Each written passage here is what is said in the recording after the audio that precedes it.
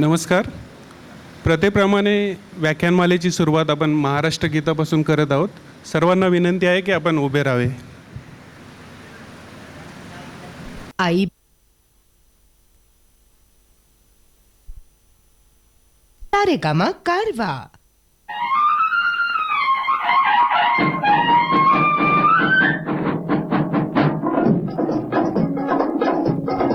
जय जय महाराष्ट्र माझा, गरजा महाराष्ट्र माझा. जय जय महाराष्ट्र माझा, गरजा महाराष्ट्र माझा. जय जय महाराष्ट्र माझा, गरजा महाराष्ट्र माझा. भीतीन आम्हा तुझी मुळी ही गडगडणाऱ्या नभा. भीतीन आम्हा तुझी मुळी ही गडगडणाऱ्या नभा. आसमानाच्या सुलतानीला जबाब देती जिभा. आसमानाच्या सुलतानीला जबाब देती जिभा.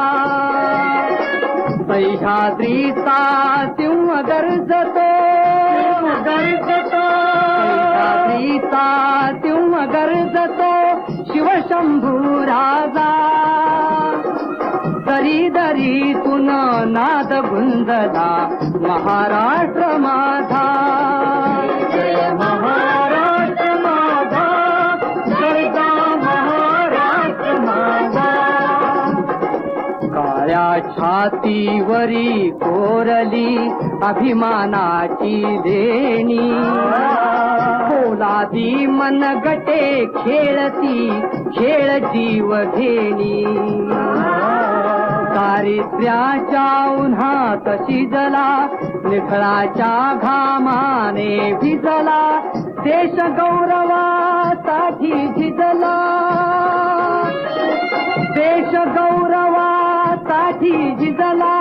दिल्लीचेही तख्त राखितो महाराष्ट्र माझा. महाराष्ट्र माझा, गरजा महाराष्ट्र माझा.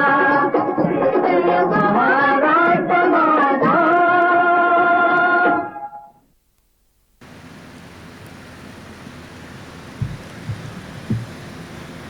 नमस्कार मंडळी. अमरिंद मंडळाच्या 76व्या वसंत व्याख्यानमालेत आपल्या सर्वांचे मनापासून स्वागत. व्याख्यानाचा 4था दिवस आहे.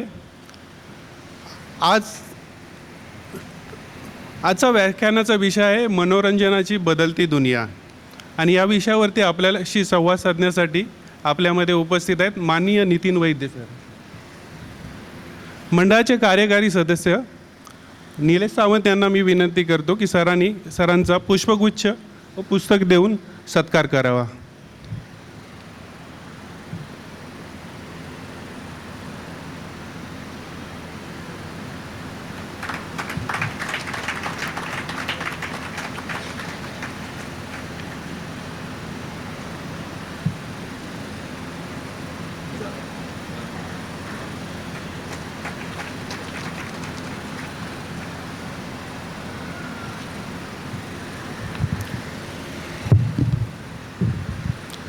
सरांची थोडक्यात ओळख करून देतो. सर मूळचे दादरकर. सरांचं शालेय शिक्षण राजा शिवाजी विद्यालयातून झालेलं आहे. सरांनी 20 वर्ष पत्रकारिता केलेली आहे. 1985मध्ये सरांनी सकाळ ग्रुपमध्ये रिपोर्टर म्हणून कामास सुरुवात केली. 1988मध्ये सर महाराष्ट्र टाइम्समध्ये रुजू झाले. पुढील 7 वर्ष सर महाराष्ट्र टाइम्सचे दिल्लीमध्ये विशेष प्रतिनिधी म्हणून काम करत होते. या दरम्यान सरांनी आर्थिक उदारीकरण, काश्मीर येथील दहशतवाद आणि इतर अनेक राजकीय आणि सामाजिक विषयांवरती रिपोर्टिंग केलेली आहे व विस्तृत लेखन केलेलं आहे. 1988मध्ये सर प्रिंट मीडियामधून इलेक्ट्रॉनिक मीडियामध्ये गेले. सर मुंबई येथे जी न्यूजचे ब्युरो हेड होते. 1999मध्ये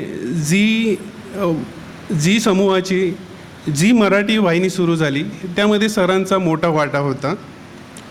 पुढे सर झी टेलिव्हिजनच्या पंजाबी, बांगला, गुजराती आणि मराठी या ज्या रिजनल वाहिन्या आहेत त्याचे हेड बनले. 2007मध्ये झीने मराठी चित्रपट निर्मिती व्यवसायात जे पदार्पण केले त्यामध्येही सरांचा सहभाग होता आणि त्याचा पहिला चित्रपट होता साडेमाडे 3. या चित्रपटाला चांगले यश मिळाले, पण त्याचबरोबर या चित्रपट व्यवसायामुळे मराठी चित्रपटसृष्टीलाही नवसंजीवनी मिळाली. 2010मध्ये सर स्टार इंडिया ग्रुपला जॉईन झाले आणि ते स्टार प्लस या वाहिनीचे प्रमुख बनले. 2012मध्ये सरांनी स्वतःची दशमी क्रिएशन या नावाने संस्था स्थापन केली आणि त्याद्वारे चित्रपट आणि मालिकांची निर्मिती केली. हिंदी आणि मराठी या भाषांमध्ये सरांच्या आत्तापर्यंत मागील 10 वर्षात एकूण 29 मालिका निर्मिती केलेली आहे. पुण्यशोक अहिल्या, मेरे साई, डॉक्टर बाबासाहेब आंबेडकर महामानवांची गौरवगाथा ह्या त्यापैकी काही मालिका. सरांनी मुरांबा आणि भाऊबाई या मराठी चित्रपटांची निर्मिती देखील केलेली आहे. मुरांबा चित्रपटासाठी सरांना अनेक पुरस्कार देखील मिळालेले आहेत. येणाऱ्या काळात सरांचा अकेली हा हिंदी चित्रपट तयार होत आहे आणि लवकरच प्रदर्शित होईल. हे सर्व व्यावसायिक यश मिळवत असताना आणि बिझी असताना सरांचा अनेक सामाजिक संस्थांशी संबंध आला आणि सर सामाजिक कार्य करत आहेत. सर बरीच वर्षे राष्ट्रसेवा दलामध्येही काम करत आहेत आणि मागील 1 वर्षापासून सर राष्ट्रसेवा दलाचे राष्ट्रीय अध्यक्ष देखील आहेत. मनोरंजन क्षेत्रातल्या एवढ्या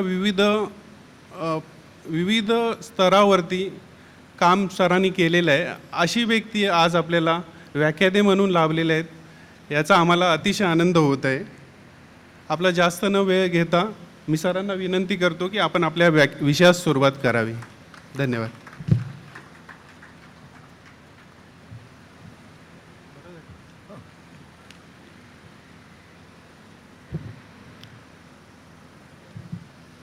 सर्वांना नमस्कार आणि प्रथम अमरिंद मंडळाचे अतिशय मनापासून आभार मला व्याख्यानासाठी इथे निमंत्रित केल्याबद्दल.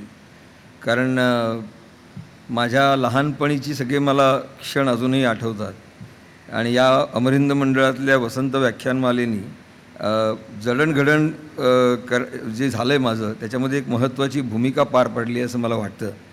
आणि त्यावेळेला माझी आई किंवा वडील, प्रामुख्याने आई, इथे मला घेऊन येत असे आणि वेगवेगळ्या वक्ते म्हणजे कधी असं झालं नाही की अमरिंद मंडळाची व्याख्यानमाला जाणत्या वयामध्ये मी चुकवलेली आहे आणि त्याचं सगळं श्रेय माझ्या आईला आणि वडिलांना जातं.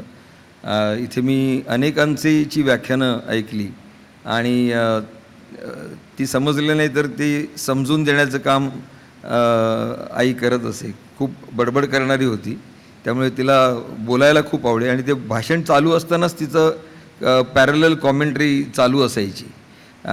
मी 2 वर्षापूर्वीच ती या जगातून गेली, पण आज मला प्रामुख्याने इथे आल्यानंतर ते सगळे दिवस आठवले आणि आपल्या जडणघडणीमध्ये अनेक गोष्टींचा सहभाग असतो.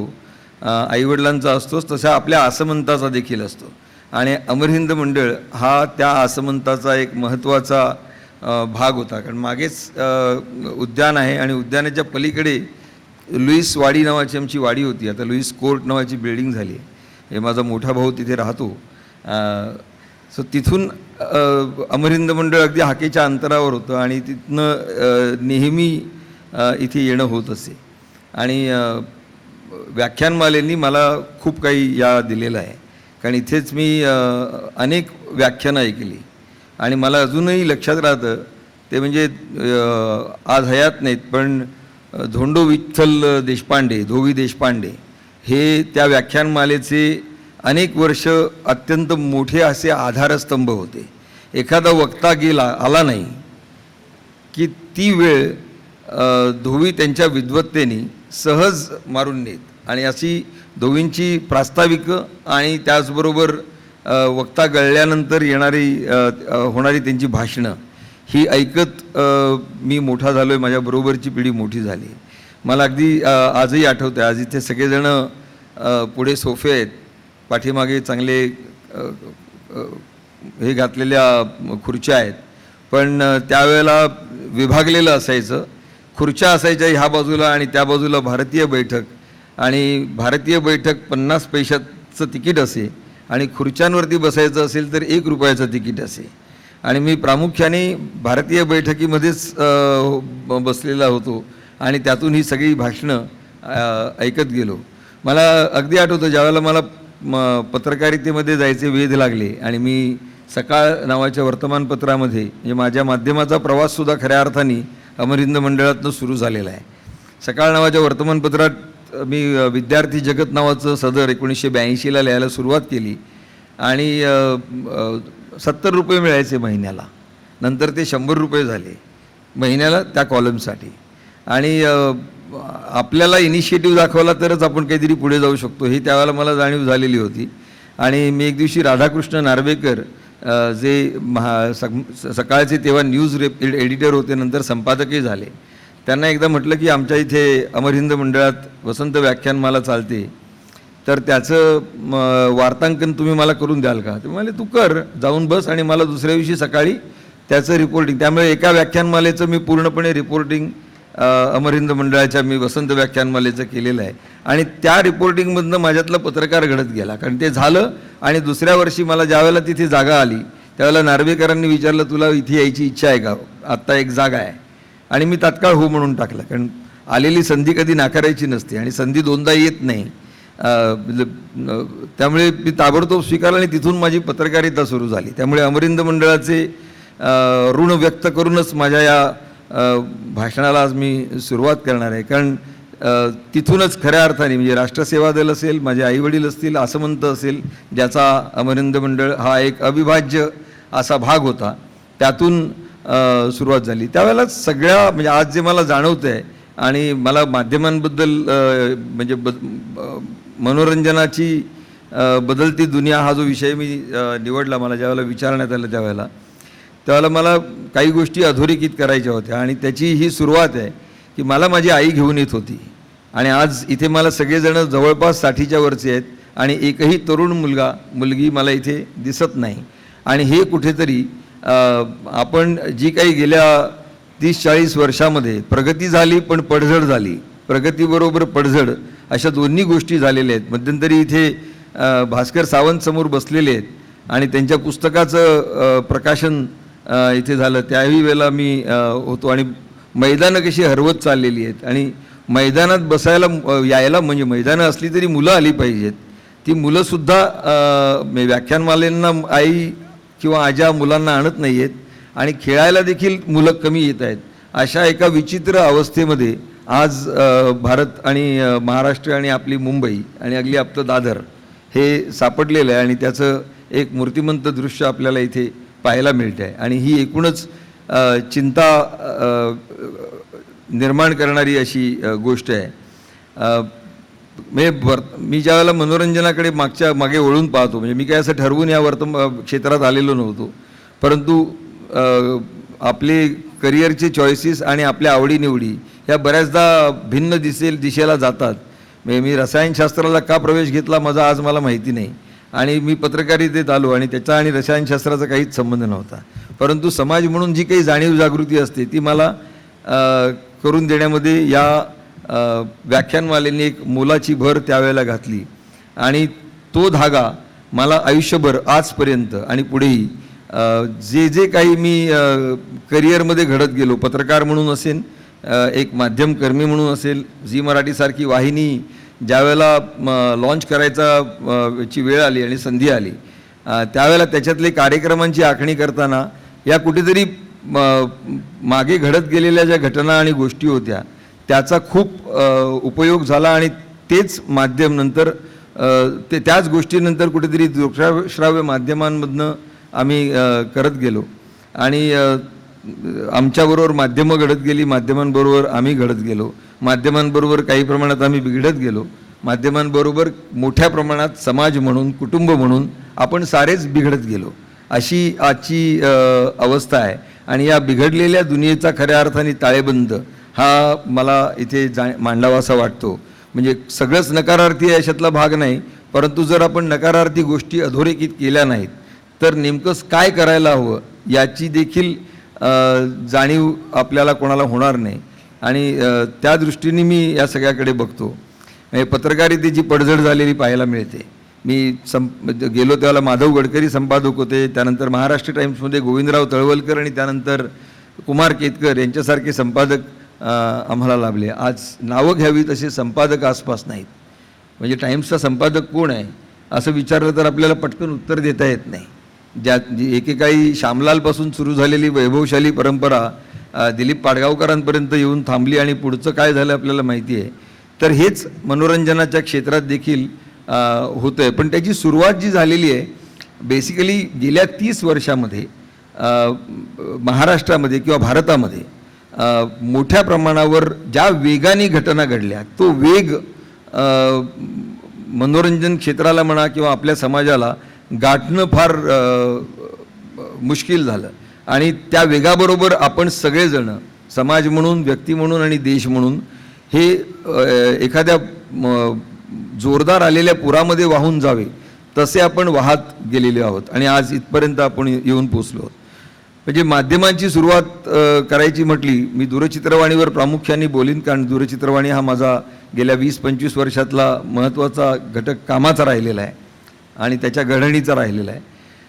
1972 साली 2 ऑक्टोबरला गांधी जयंतीच्या दिवशी भारतातलं खऱ्या अर्थाने माहिती आणि मनोरंजनपर दूरचित्रवाणी सुरुवात झाली. त्याच्या आधी 57मध्ये फक्त दिल्लीच्या 25 किलोमीटर त्रिज्या असलेल्या भागात शैक्षणिक म्हणजे प्रायोगिक तत्वावर दूरचित्रवाणीला सुरुवात झालेली होती. पण खऱ्या अर्थाने 2 ऑक्टोबर 1972ला मुंबईमध्ये दूरदर्शनची सुरुवात झाली आणि कार्यक्रमांना सुरुवात झाली. आणि त्यावेळेला ते सगळं आपल्या आवाक्याबाहेर नव्हतं. म्हणजे आमच्या वाडीमध्ये एकाच घरामध्ये टी व्ही होता आणि सगळेजण जाऊन समोर त्या टी व्ही समोर बसत होतो. आणि हीच स्थिती जवळपास दादर आणि सगळ्या मध्यमवर्गीय, कनिष्ठ मध्यमवर्गीय वस्त्यांमध्ये होती. पण त्यावेळेचं दूरदर्शन जे सुरुवात झालेली होती ते खऱ्या अर्थाने मनोरंजनपरही होतं आणि माहिती देणारंही होतं. शासकीय माध्यम असल्यामुळे आपल्याला पब्लिक सर्व्हिस म्हणून सुद्धा त्याकडे पाहिलं पाहिजे ही कुठेतरी धारणा त्यावेळी दूरदर्शनची पायाभरणी करणाऱ्या नेतृत्वाच्या मनामध्ये होती. आणि त्यामुळे मनोरंजनपर कार्यक्रम किंवा बातम्या यांना स्थान देत असतानाच केलबिलसारखे लहान मुलांचे कार्यक्रम असतील किंवा आपली माती आमची माती आमची माणसंसारखे कार्यक्रम असतील, कामगार विश्वसारखे कार्यक्रम असतील किंवा आकाशानंद म्हणून एक निर्माते होते ते ज्ञानदीपसारखा कार्यक्रम करत आणि महाराष्ट्राच्या ठिकठिकाणी जी मंडळं अमरिंद मंडळासारखी काम करत आहेत या मंडळांना व्यासपीठ देण्याचं काम ते करत असत. आणि अशा पद्धतीने आणि त्याचबरोबर मनोरंजनाच्या सुद्धा गोष्टी होत्या, छायागीत होतं. त्यामुळे आपल्याला एक वेगळंच दालन आपल्या मनोरंजनासाठी घरात सुरू झालं. परंतु तोपर्यंत ती जी दूरचित्रवाणी होती ती एका विशिष्ट उच्च मध्यमवर्गीयांपर्यंत मर्यादित होती, ज्यांच्याकडे टेलिव्हिजन घ्यायला पुरेसा आर्थिक ज्यांची ताकद आहे, कुवत आहे, यांच्यापर्यंतच ती मर्यादित होती. आणि पुढे जाता जाता हळूहळू 82 साली एशियाड झालं. एशियाडमध्ये वसंत साठेंनी रंगीत दूरदर्शन आणलं. इंदिरा गांधी पंतप्रधान होत्या आणि भारतात पहिल्यांदा एशियाड झालं आणि त्यावेळेला रंगीत चित्रवाणी आपण पाहिली. आणि त्यावेळची जर तुम्ही लोकसभेतली भाषणं पाहाल म्हणजे जॉर्ज फर्नांडिसनी जोरदार आघात केला होता की एकीकडे लोकांना खायला नाही, आपल्याकडे लोकांना वीज पुरवठा नाही, घरात अनेक गावांमध्ये वीज नाही आणि आपण रंगीत दूरचित्रवाणी नावाची एक चैन करतो आहोत अशी त्यावेळेला सगळ्या डाव्या समाजवादी नेत्यांकडून झाली होती. आणि जॉर्ज फर्नांडिस यांचं भाषण मला त्याही वेळचं आठवतं. मी शाळेत होतो पण मला ते त्यांची ती टीका आठवते, आपल्यालाही बऱ्याच जणांना ती आठवत असेल. आणि त्यानंतर 82 नंतर ती सुरुवात झाली, दूरचित्रवाणी रंगीत झाली. 86 साली एक महत्त्वाचं, कारण ही संपूर्ण माध्यम व्यवस्था जी झालेली आहे आपल्या देशामध्ये ही तंत्रज्ञानाच्या प्रगतीबरोबर आणि बाजारपेठ जी निर्माण झाली त्याच्याबरोबर विकसित झालेली आहे. 82 साली रंगीत चित्रवाणी आली आणि त्यानंतर 1986 साली मुंबई आणि दिल्ली यांच्यामध्ये एक मायक्रोवेव्ह लिंक एस्टॅब्लिश झाली. म्हणजे सूक्ष्म लहरीद्वारे संदेश पाठवण्याची यंत्रणा झाली आणि त्यामुळे तोपर्यंत दूरचित्रवाणी म्हणजे मुंबई दूरदर्शन केंद्राचा जो तोंडवळा सगळा होता तो मोठ्या प्रमाणावर प्रादेशिक होता. म्हणजे त्याच्यावर मराठी कार्यक्रम होते, त्याच्यावर आवो मारे साथीसारखा गुजराती कार्यक्रम होता, त्याच्यावर सिंधीमध्ये पण कार्यक्रम होता.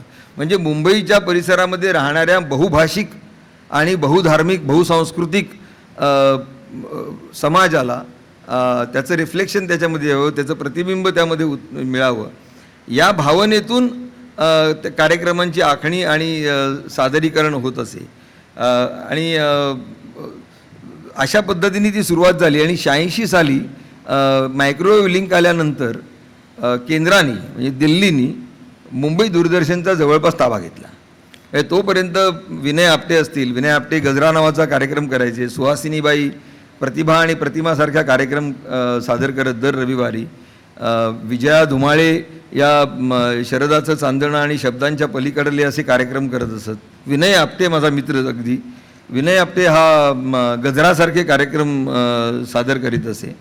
आणि त्या सगळ्या कार्यक्रम किंवा त्याच्या पलीकडे जाऊन पु ल देशपांडे असतील किंवा लता मंगेशकर असतील किंवा मोहम्मद रफी असतील, हे दूरचित्रवाणी दूरदर्शनच्या वरळीच्या केंद्रामध्ये जाऊन कार्यक्रम सादर करत होते. ते नंतर एकदमच मी मोहम्मद रफींचा कार्यक्रम त्यावेळेला दूरदर्शनमधल्या कार्यक्रमांवर एक सदर सकाळमध्ये चालवत असे की काय येणार आहे पुढच्या आठवड्यामध्ये. हे असं सांगितलं जरा लोकांना आश्चर्य वाटेल की असा कॉलम पुढच्या आठवड्यात अरविंद मर्चंट साप्ताहिकी नावाचा कार्यक्रम तयार करत दूरदर्शनमध्ये, आणि तो साप्ताहिकी बघायला देखील लोक असत की पुढच्या आठवड्यात दूरदर्शनवरती काय येणार आहे. आणि त्या साप्ताहिकीमधनं माहिती घेऊन मी त्याच्यावरती एक सदर लिहित असे.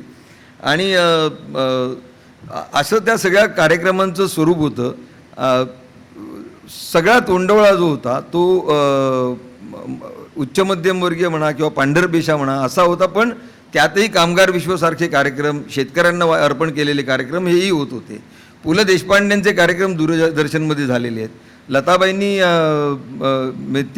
त्यांचं एक संपूर्ण कार्यक्रम मुंबई दूरदर्शननी वरळीच्या स्टुडिओमध्ये चित्रित केलेला होता. मोहम्मद रफींचा कार्यक्रम चालू होता आणि त्यावेळेला नेमकं सुदैवाने मी ते सदर लिहित होतो. त्यावेळेला रफींबरोबर त्यांचं संपूर्ण कार्यक्रमाचं सूत्रसंचालन करायला नौशाद स्वतः आलेले होते. म्हणजे नौशाद आणि मोहम्मद रफी असं कार्यक्रम सादर करतायत हे पाहत म्हणजे तो केवळ कार्यक्रम त्याच्यावरती मालिक एक सदर मी चालवत होतो, त्यामुळे मला हे पाहिजे त्यावेळेला संधी मिळाली. त्यामुळे मुंबई दूरदर्शन आतून कसं घडवलं जातं किंवा चित्रवाणी आतून कशी घडवली जाते याचा एक अंदाज यायला लागलेला होता. आणि 86 साली ही सगळी मालिका खंडित झाली. 86 साली मायक्रोवेव्ह लिंक आली, मायक्रोवेव्ह लिंक एस्टॅब्लिश झाली दिल्ली आणि मुंबईमध्ये. आणि 8:30 नंतरचा संपूर्ण वेळ हा नॅशनल नेटवर्कच्या नावाखाली दिल्लीने आपल्या ताब्यात घेतला. आणि त्यामुळे जे मराठी कार्यक्रम लोकप्रिय होते म्हणजे चिमणराव गुंड्याभाऊ, चि.व्ही. जोशींच्या चिमणराव गुंड्याभाऊसारखा कार्यक्रम विजयाबाई धुमाळे त्या प्रोड्युसही करत होत्या, त्यांचं दिग्दर्शकही असे. आणि बाळ कर्वे आणि दिलीप प्रभावळकर यांनी आपली संध्याकाळ अतिशय छानपैकी सगळ्यांची खुलवलेली होती आणि त्याच्या आठवणी सगळ्यांना अजूनही ताज्या असतील. आणि ते सगळे कार्यक्रम 8:30 नंतर ज्यावेळेला 8:30 ते 10:30 असा 2 तास नॅशनल नेटवर्क राष्ट्रीय कार्यक्रम सुरू झाले आणि थेट दिल्लीचं त्याला आक्रमण त्यावेळेला आम्ही म्हणत होतो आणि सुरू झाले. आणि मराठीमधले जे कार्यक्रम होते हे सगळे एकतर 8:30च्या आधी किंवा 10:30च्या नंतर. त्यामुळे ज्या वेळेत जो आज प्राईम टाईम म्हणतो आम्ही, त्या प्राईम टाईममध्ये लोक घरी आले थकून बागून आणि दूरचित्रवाणी समोर बसले की समोर राष्ट्रीय कार्यक्रमच सुरुवात झालेली असायची. आणि आपले आवडते जे कार्यक्रम होते मग ते मराठीतले असतील, गुजरातीतले असतील, डॉली ठाकूर इंग्रजीमध्ये बातम्या सादर करत, ते सगळं थांबलं आणि ते सगळे नॉन प्राईम टाईम स्लॉट्समध्ये गेले. मग एक प्रयोग झाला खाजगी निर्मात्यांना कार्यक्रम सादर करण्याची परवानगी देणारा, परंतु त्यातही आर्थिक गणित त्या निर्मात्यांचं काही बसू शकलं नाही, कारण त्यांना स्लॉट विकत घ्यावा लागे आणि स्लॉटची फी दूरदर्शननी ठेवलेली होती आणि त्याबरोबर कार्यक्रमाची निर्मिती त्या निर्मात्यांना बाहेर करावी लागे आणि त्याच्याबरोबर ते जाहिरातदारांना विकण्याचं, त्यातला जो एअर टाईम आहे ते विकण्याचं काम देखील त्या निर्मात्यांना करायला लागे, कारण ते सगळे क्रिएटिव्ह निर्माते होते, विकण्याची तंत्र अवगत झालेले कोणी निर्माते नव्हते. त्यामुळे आर्थिक गणितात ते काही बसलं नाही आणि त्यामुळे खाजगीकरण सुरू करून मराठीमधल्या मालिका सुरू झाल्या त्या खूपशा नुकसानीत गेल्या आणि चांगल्या मालिका त्याच्यामध्ये होत्या, यात वाद नाही. चाळणावाची वाचाळ वस्तीसारखी पण मालिका त्याच्यामध्ये झाली, जी विनय स्वतः डिरेक्ट करत होता आणि अनेक नंतर गाजलेले अभिनेते लेखक हे चाळणावाच्या वाचाळ वस्तीशी संबंधित होते. त्यामुळे खाजगीकरणाच्या याच्यामध्ये ते पाऊल काही पडू शकलं नाही आणि पुढे तंत्रज्ञान वाढत गेलं आणि एक दिवशी अचानक उपग्रह वाहिनी आल्या. उपग्रह दळणवळण सुरू झालं 92 साली आणि थेट आपण गल्फ वॉर जी सुरू झालेली होती ती 89-90च्या सुमारास आपल्याला दूरचित्रवाणीवरती दिसायला लागली. अचानक केबलच्या डिशेस आल्या आणि एक केबलचं जाळं हळूहळू पसरायला लागलं. तोपर्यंत त्या केबलच्या जाळं निर्माण होत असताना त्याला कसं नियंत्रित करावं हा एक नवीन प्राणी आपल्या आयुष्यात, आपल्या शहरात, आपल्या गावात आलेला आहे, आपल्या घरात आलेला आहे. तर त्याचा सरकारला देखील अंदाज नव्हता, कारण केबल कंट्रोल ॲक्ट जो आला तो 1995 साली आला. तोपर्यंत झी, सोनी, स्टार या वाहिन्या सुरू झालेल्या होत्या आणि या वाहिन्यांवरून सुरुवातीला 3-4 तास आणि नंतर 24 तास असं मनोरंजन, सिनेमे हे दाखवायला सुरुवात झालेली होती. त्यामुळे लोकांना प्राईम टाईममध्ये दूरदर्शन जे काही देत होतं आणि त्याच्या कार्यक्रमांच्या पब्लिक ब्रॉडकास्टर असणाऱ्या मर्यादेमुळे ज्या काही मर्यादा होत्या त्याच्या पलीकडे जात मालिकांचं एक वेगळं विश्व, नॉन फिक्शन प्रोग्राम हे सापशिडीसारखे शोज हे आज जे पाहायला गेलं तर फारच प्रिमिटिव्ह वाटतात, अगदीच कच्चे वाटतात, असे शोज त्यावेळेला सुरू झाले आणि घराघरात आणि त्याच वेळेला जे दूरचित्रवाणीचं, दूरदर्शनचं जे प्रेक्षकांचं कॅरेक्टर होतं जे उच्च मध्यमवर्गीयांपुरतं होतं ते हळूहळू ते मासेसकडे वळायला लागलं. टी व्ही असणारी घरं वाढायला लागली आणि एक जाहिरातदारांचा वर्गसुद्धा तयार व्हायला लागला आणि जाहिरातदार कुठल्या कार्यक्रमांना जास्त लोकांची पसंती आहे त्याच्यावरती आपली जाहिरात करायला लागली आणि त्याचं एक वेगळं अर्थकारण, त्याची एक वेगळी बाजारपेठ ही तयार झाली आणि एका क्षणात म्हणजे 95 ते 99 हा जर कालखंड पाहिला आपण, खरं तर 93 ते 99 या कालखंडामध्ये मोठ्या प्रमाणावर केबलचं जाळं हे सगळीकडे निर्माण झालं आणि आपल्या घरात येणारा केबल ऑपरेटर जर तुम्ही बघाल, आठवाल, ज्याच्याकडे आपण केबलचे पैसे देत होतो तो खऱ्या अर्थाने एकेकाळी गल्लीवरती दादा होता. गल्लीतले सगळे दादे, त्यांना दादा जे लोक जे होते त्यांना केबलच्या व्यवसायामधून काही चांगले लोकही आले निश्चितपणे, परंतु त्यांना या केबलच्या व्यवसायाकडून एक प्रकारचा आर्थिक त्यांचं एक अर्थकारण उभं राहिलं आणि मग ठिकठिकाणचे केबल ऑपरेटर जर तुम्ही पाहिले तर तुम्हाला अशा प्रकारच्या अनेक उद्योग त्यानिमित्ताने सुरुवात झालेले आपल्याला दिसतात आणि केबलच्या जोडण्या घरापर्यंत आल्या, त्याची वर्गणी आपण केबल ऑपरेटरला द्यायला लागलो आणि एक वेगळं अर्थकारण सुरू झालं. मी तोपर्यंत महाराष्ट्र टाईम्समधनं आणि दिल्लीमधनं मी मुंबईला आलेलो होतो आणि मुंबईत झी न्यूज या वाहिनीचा मी ब्युरो चीफ झालेलो होतो. एक दिवशी मला सुभाषचंद्र गोयल यांनी विचारलं की मराठी चॅनल चालेल का. साधारण एक 99 ऑगस्टची गोष्ट असेल. मी म्हटलं चालेल, बोलून टाकूया. ते बोले ऐसा नहीं चलेगा, मुझे आपको एक प्रपोजल देना पडेगा, बिझनेस आउटलुक देना पडेगा.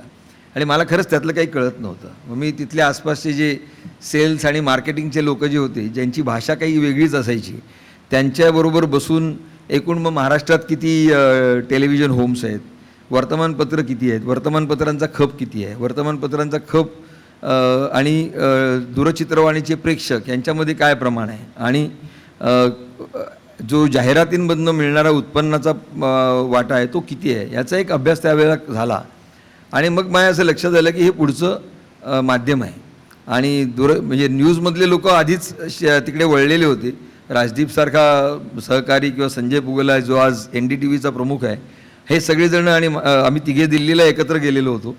हे टेलिव्हिजनमध्ये आधीच वळलेले होते, मीही झी न्यूजमध्ये वळलेलो होतो.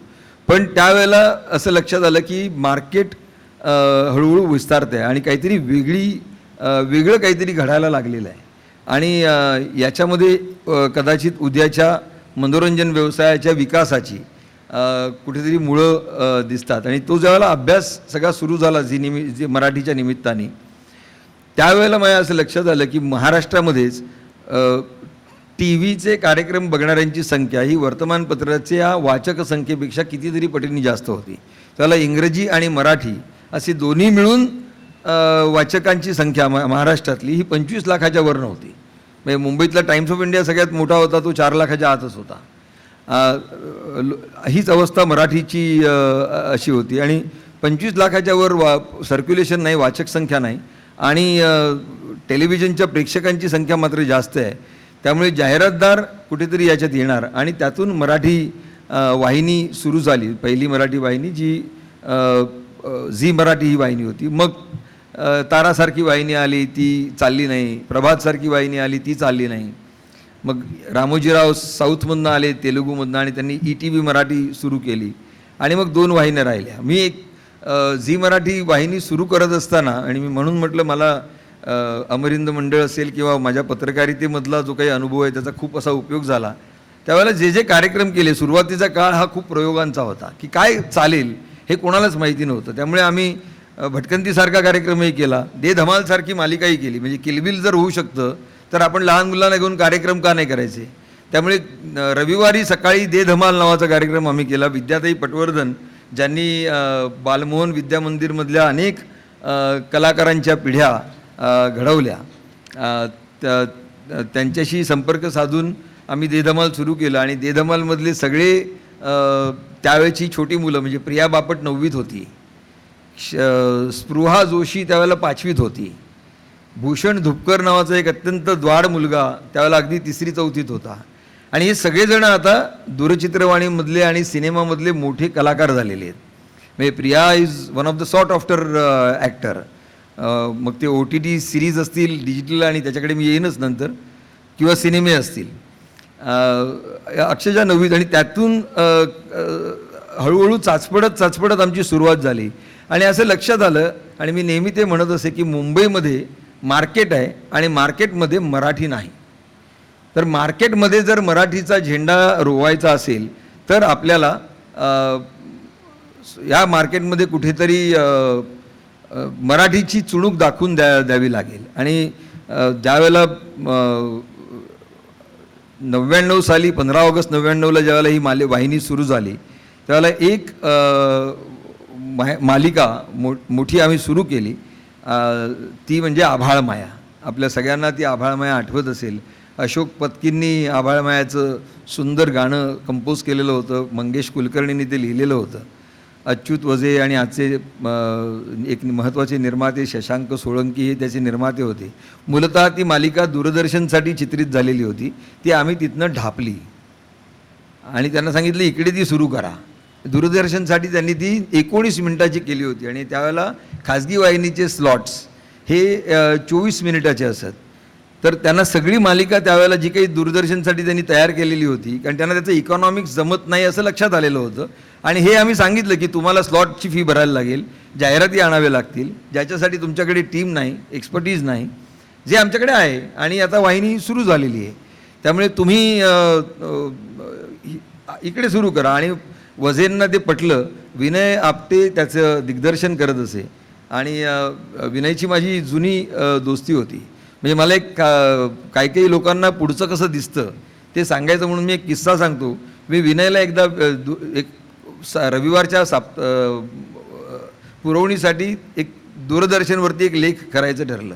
त्यावेळेला मी विनयशी गप्पा मारल्या आणि त्यावेळेला विनयने असं सांगितलं की सगळं सरकारच्या हातात कशाला असावं. हे 1984 सालची गोष्ट आहे. सरकारच्या हातात कशाला असावं, काही वाहिन्या द्या ना तुम्ही, टाटा बिर्ला यांना सुरू करू द्यात, खाजगी वाहिन्या सुरू झाल्या पाहिजेत. तर दूरदर्शन आणि खाजगीमध्ये जे काही सुरू होईल ते कसं त्याच्यामध्ये स्पर्धा झाली पाहिजे, हे त्यावेळेला विनयने मला मुलाखतीमध्ये सांगितलं होतं. आणि जे नंतर म्हणजे टाटा बिर्लांनी सुरू नाही केलं, पण इतरांनी सुरू केलं ते प्रत्यक्षात घडलं, म्हणजे त्याला ते पुढचं दिसलं होतं कुठेतरी. आणि तर आभाळमयाचा दिग्दर्शक विनय होता आणि ती मालिका आमच्याकडे घ्यायचं ठरलं आणि विनयनी त्यावेळेला आमची मीटिंग झाली की कुठल्या स्लॉट त्याला द्यावा. आणि प्रोड्युसर हा नेहमी स्वतःला सेफ करण्याचा प्रयत्न करतो, म्हणजे मी आता तेच करतो निर्माता झाल्यानंतर. अच्युत वझे त्यावेळेला ते स्वतःला सेफ करण्याचा प्रयत्न करत होते आणि त्यांचा आग्रह असा होता की दुपारी 3 वाजता दाखवूया. तर म्हटलं दुपारी 3 वाजता का?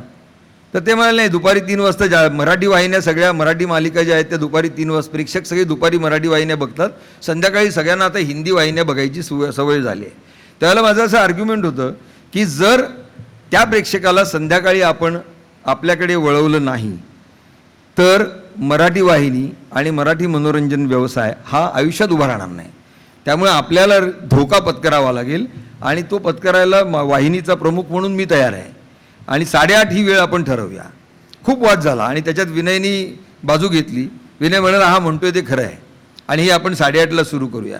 आणि 8:30ला त्यानंतर अशोक पत्कींनी देवकी पंडित यांच्या आवाजात अतिशय सुंदर मंगेशनी लिहिलेलं गाणं कंपोज केलं आणि 8:30 वाजता या सगळ्या आसपासच्या परिसरातून आभाळमयाची आणि महाराष्ट्रातल्या सगळ्या शहरी भागात जिथे जिथे दूरचित्रवाणी आहे तिथे 8:30 वाजता आभाळमयाचं गाणं लागलं की अक्षरशः शांतता निर्माण व्हायची, अशी ती अवस्था होती.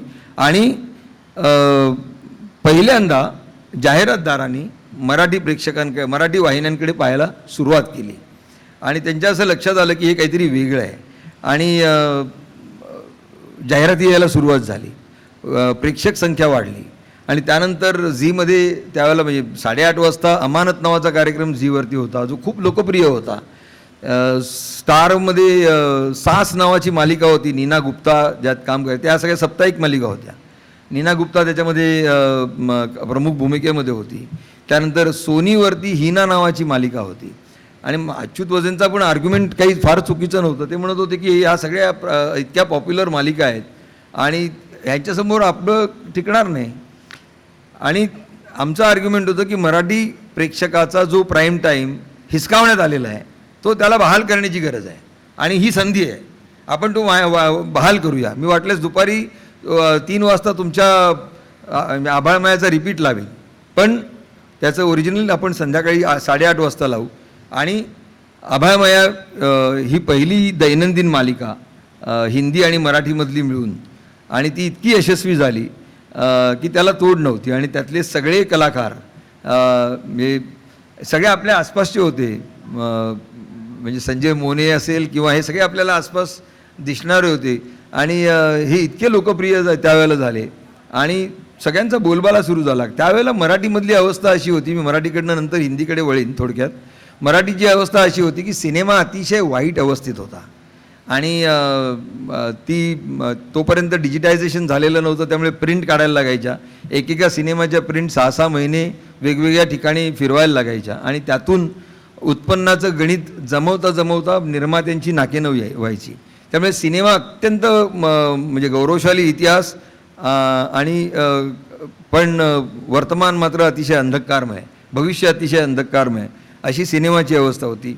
नाटकामध्ये सुद्धा तितकं यश मिळत नव्हतं. नाटकंसुद्धा त्या मोठ्या प्रमाणावर आर्थिक उलाढाल करत नव्हती. म्हणजे नाटकं चांगली होती अशातला भाग नाही. म्हणजे आम्ही सगळे खरं तर नाटकाचं ऋण मानलं पाहिजे, कारण रंगभूमीच्या खांद्यावर आम्ही उभे राहिलो आणि आम्ही दूरचित्रवाणी क्रिएट करू शकलो, पण आर्थिक गणित नाटकाचं जमत नव्हतं.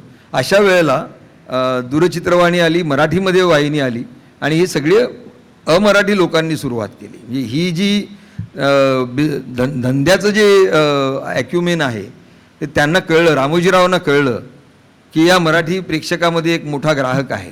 सुभाषचंद्रांना कळलं, कारण मी ते रोज आमच्याशी बोलत असत की या मराठी याच्यामध्ये उद्याचा वाहिनीची वाटचाल आहे ही प्रादेशिक अंगाने सुद्धा व्हायला पाहिजे, ती केवळ हिंदीत असून चालणार नाही, हे त्यांना दिसत होतं. आणि त्यामुळे कमी खर्चामध्ये मराठी मनोरंजन झालं आणि त्याला चांगली प्रेक्षक संख्या मिळाली तर जाहिरातीचं उत्पन्न, जाहिरातदार येतील, नवे जाहिरातदार तयार होतील आणि चांगल्या पद्धतीने हा व्यवसाय उभा राहील.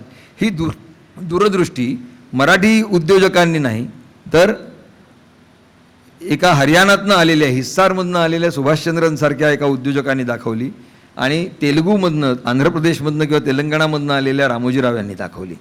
बरोबर सगळे मराठीच लोक होते, कारण भाषा तर जाणणारेच लोक त्यांना घ्यावे लागणार होते. आणि आम्हाला, मी माझ्या टीमला सतत सांगत असे की आपल्याला एक संधी आहे आणि ही संधी केवळ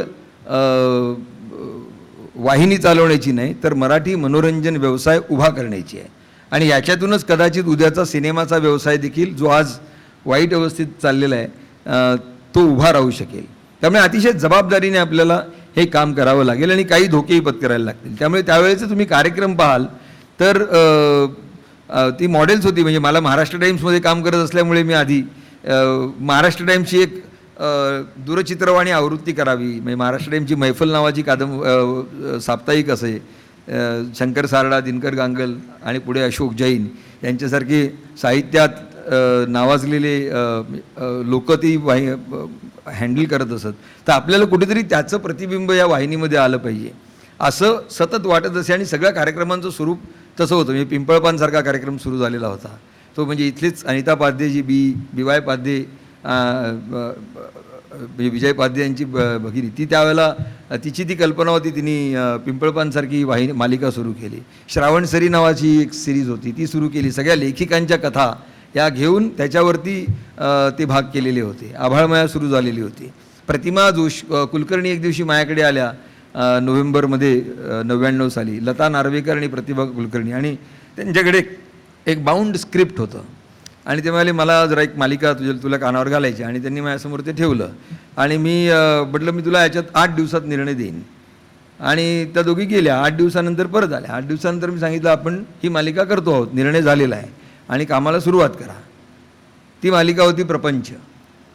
आणि प्रपंचमधले तुम्ही आज नेम स्टार, म्हणजे त्यात फक्त रसिका आपल्यात नाही, बाकी तुम्ही स्टार इन मराठी ते सगळेजण त्यात होते. अंकुश चौधरी होते, भरत जाधव त्याच्यात होता, असे सगळे आजचे जे स्टार आहेत ते त्याच्यामध्ये होते. म्हणजे त्यावेळेची मराठीची अवस्था जर सांगायची असेल, अर्थकारणाने किती बदल घडवून आणला. मार्केट, मी जसं मगाशी म्हटलं की मुंबईत मार्केट आहे, पण मार्केटमध्ये मराठी नाही. आणि वाहिनीला ती संधी आहे आणि मार्केटमधला पैसा कुठेतरी मराठीमध्ये आला पाहिजे, ज्याच्यातून या गोष्टी घडत जातील. त्याचं एक उत्तम उदाहरण मी 2 मालिकांच्या संदर्भात सांगू शकेन. 2 प्रचंड गाजलेल्या मालिका म्हणजे प्रपंच आणि दुसरी श्रीयुत गंगाधर टिपरे. ही मालिका एका म्हणजे दिलीप प्रभावळकरांचा लोकप्रभेमधला तो कॉलम होता अनुदिनी नावाचा. त्या कॉलमवरती आपण मालिका करावी अशी केदार शिंदेची कल्पना होती आणि तो ती घेऊन आला होता. ह्या दोन्ही मालिका जवळजवळ त्याच्यात 3-4 वर्षाचं अंतर होतं. प्रपंच मालिका ही शूट व्हायची जुहूला कॉन्व्हेंट विला नावाचा बंगला होता आणि त्या कॉन्व्हेंट विलामध्ये प्रपंचचा सेट लागलेला असायचा. एक दिवशी मी आणि माझा प्रोग्रामिंगमधला सहकारी अजय भालवणकर असे दोघेजणं प्रपंचच्या सेटवरती गेलो आणि तिथे फक्त सुधीर जोशी यांची जुनी फिॲट होती. त्याच कॉन्व्हेंट विलामध्ये 4 वर्षानंतर गंगाधर टिपरे या मालिकेचं शूटिंग पाहायला मी गेलो. त्यावेळेला आमच्या गाड्यांना तिथे जागा नव्हती. इतका आर्थिक बदल हा त्यावेळेला घडलेला होता. मराठी मनोरंजन हे त्याच्यामुळे पिंपळपानसारखी अनेक, म्हणजे अधांतरसारखी कादंबरी असेल किंवा अनेक कादंबऱ्या आणि अनेक कथा त्यातून आम्ही आणू शकलो. भटकंतीसारखा कार्यक्रम असेल, असे दर्जेदार कार्यक्रम त्यावेळेला आले. पण त्यानंतर बाजारपेठेमध्ये काहीतरी वेगळं घडत होतं त्यावेळेला. आणि त्यावेळेला तुमच्या लक्षात असेल की मनमोहन सिंग यांच्या लिबरलायझेशनच्या पॉलिसीचे काही परिणाम यायला लागलेले होते आणि मध्यमवर्ग आणि कनिष्ठ मध्यम वर्गाकडे एक पैसा खेळायला लागलेला होता हातात. आणि त्यामुळे त्यांच्या घरांमधनं आधी फक्त जो दूरचित्रवाणी 86पर्यंत काही 1-2 घरात असायचा चाळीमध्ये, तो घराघरात दूरचित्रवाणी संच आला. म्हणजे अगदी नंतर त्याचा प्रसार तुम्ही अगदी झोपडपट्ट्यांमध्ये जरी आज जाताना पाहिलं तर तुम्हाला केबलच्या DTHच्या डिश दिसतात. त्यामुळे टेलिव्हिजनचं स्वरूप जे आहे प्रेक्षकांचं, हे क्लासकडून मासेसकडे गेलं. म्हणजे त्याचा कन्झम्पशन पॅटर्न जो आहे तो बदलला आणि तो क्लास कन्झम्पशनकडून मास कन्झम्पशनकडे गेला. आणि त्याचा थेट परिणाम हा कार्यक्रमांच्या दर्जावर झाला. आणि त्यामुळे एकेकाळी जे साहित्यावरती आधारलेले कार्यक्रम होते त्यांचं रेटिंग त्यामुळे रेटिंग यायला सुरुवात झाली आणि रेटिंग जो TRP आहे हा सार्वत्रिकपणे मोजला गेला. आणि त्यानंतर असं लक्षात आलं की आपले कार्यक्रम हे जे दर्जेदार म्हणून आपण जे समजतो त्याला रेटिंग नाही, आणि रेटिंग नाही म्हणून रेव्हेन्यू नाही, आणि रेव्हेन्यू नाही म्हणून ते नुकसानीत आहेत. त्यामुळे काही कठोर निर्णय जर पुढे आपल्याला हा व्यवसाय चालू ठेवायचा असेल तर काही कठोर निर्णय व्यवस्थापक म्हणून घ्यावे लागतात, आणि ते मला घ्यावे लागले, आणि काही मालिका बंद करायला लागल्या, आणि मग दैनंदिन मालिकांचं जग आलं. आणि अशा वेळेला सुद्धा माझ्या मनामध्ये एक असं होतं की कसं काय म्हणजे आपल्याला कुठेतरी म्हणजे सगळा बॉम्बे टाइम्स करायचा का की नाही हे कुठेतरी ठरवायला हवं. मग त्यातून दैनंदिन पातळीवर जर अशा मालिका मला कथा कादंबऱ्यांवर करता येत नसतील, तिथे जर वादळवाट आणि आभाळमाया आणि अवंतिकासारखीच मालिका, म्हणजे अवंतिकासुद्धा स्नेहलता दसनूरकर यांच्या एका कादंबरीवरती आधारलेली होती, पण ती खूप चालली आणि खूप चालवली गेली. एकदा मालिका यशस्वी झाली की त्यातून बाहेर पडता येत नाही, पिंजऱ्यासारखं आहे ते, कारण जाहिरातदार यायला लागलेले असतात आणि मग आपल्याला ती सोडता येत नाही. मग त्याच्यामध्ये पाणी घालणं सुरू होतं आणि मग खूप वाहत जाते मालिका. असं प्रत्येक मालिकेचं नंतर होत गेलेलं आहे. तर म्हटलं कुठेतरी आपल्याला मासेसना जे हवं आहे आणि क्लासला जे हवं आहे याची एक सांगड घालायला लागेल. आणि त्यातून मग आम्ही नक्षत्रांचे देणेसारखा एक प्रयोग केला. आणि नक्षत्रांचे देणे हा प्रयोग म्हणजे खरं त्याचा एक म्हणजे गुणग्राहक प्रेक्षक वर्ग आणि अत्यंत दर्जेदार अशी कलाकृती. हे रंगा गोडबोले, श्रीरंग गोडबोले हे एका लग्नाची गोष्टचे लेखक त्या कार्यक्रमाची निर्मितीची कल्पना घेऊन आले. त्यावेळेला त्यांच्या डोक्यात एकच कार्यक्रम करायचा होता, कारण नक्षत्रांचे देणं हा आरती प्रभूंचा कविता संग्रह आणि त्यातली कविता आणि जी खूप लोकप्रिय झालेली होती. आणि त्या नक्षत्रांचे देणे त्या कवितेची एक कल्पना करून भास्कर चंदावरकर आणि अमोल पालेकर यांनी 75 साली नक्षत्रांचे देणं हा केवळ आरती प्रभूंच्या गाण्याचा एक कार्यक्रम पुण्यात आणि मुंबईत सादर केलेला होता. तर श्रीरंगनी सांगितलं आपण हा कार्यक्रम करूया, याला खूप पॉप्युलॅरिटी येईल. म्हटलं मग हा कार्यक्रम आपण एक फक्त आरती प्रभूंपुरता मर्यादित न करता सगळे मराठी कवी, मग सगळ्या मराठी कवींची profile of a poet through his musical or her musical journey असा करूया, जेणेकरून तो एक ठेवा बनून राहील आणि पुढच्या जनरेशन्सना, कारण वाचन कमी झालेलं होतं आणि आता ते वाचन बोंबललेलं आहे आणि आता त्याची गरज जास्त आहे.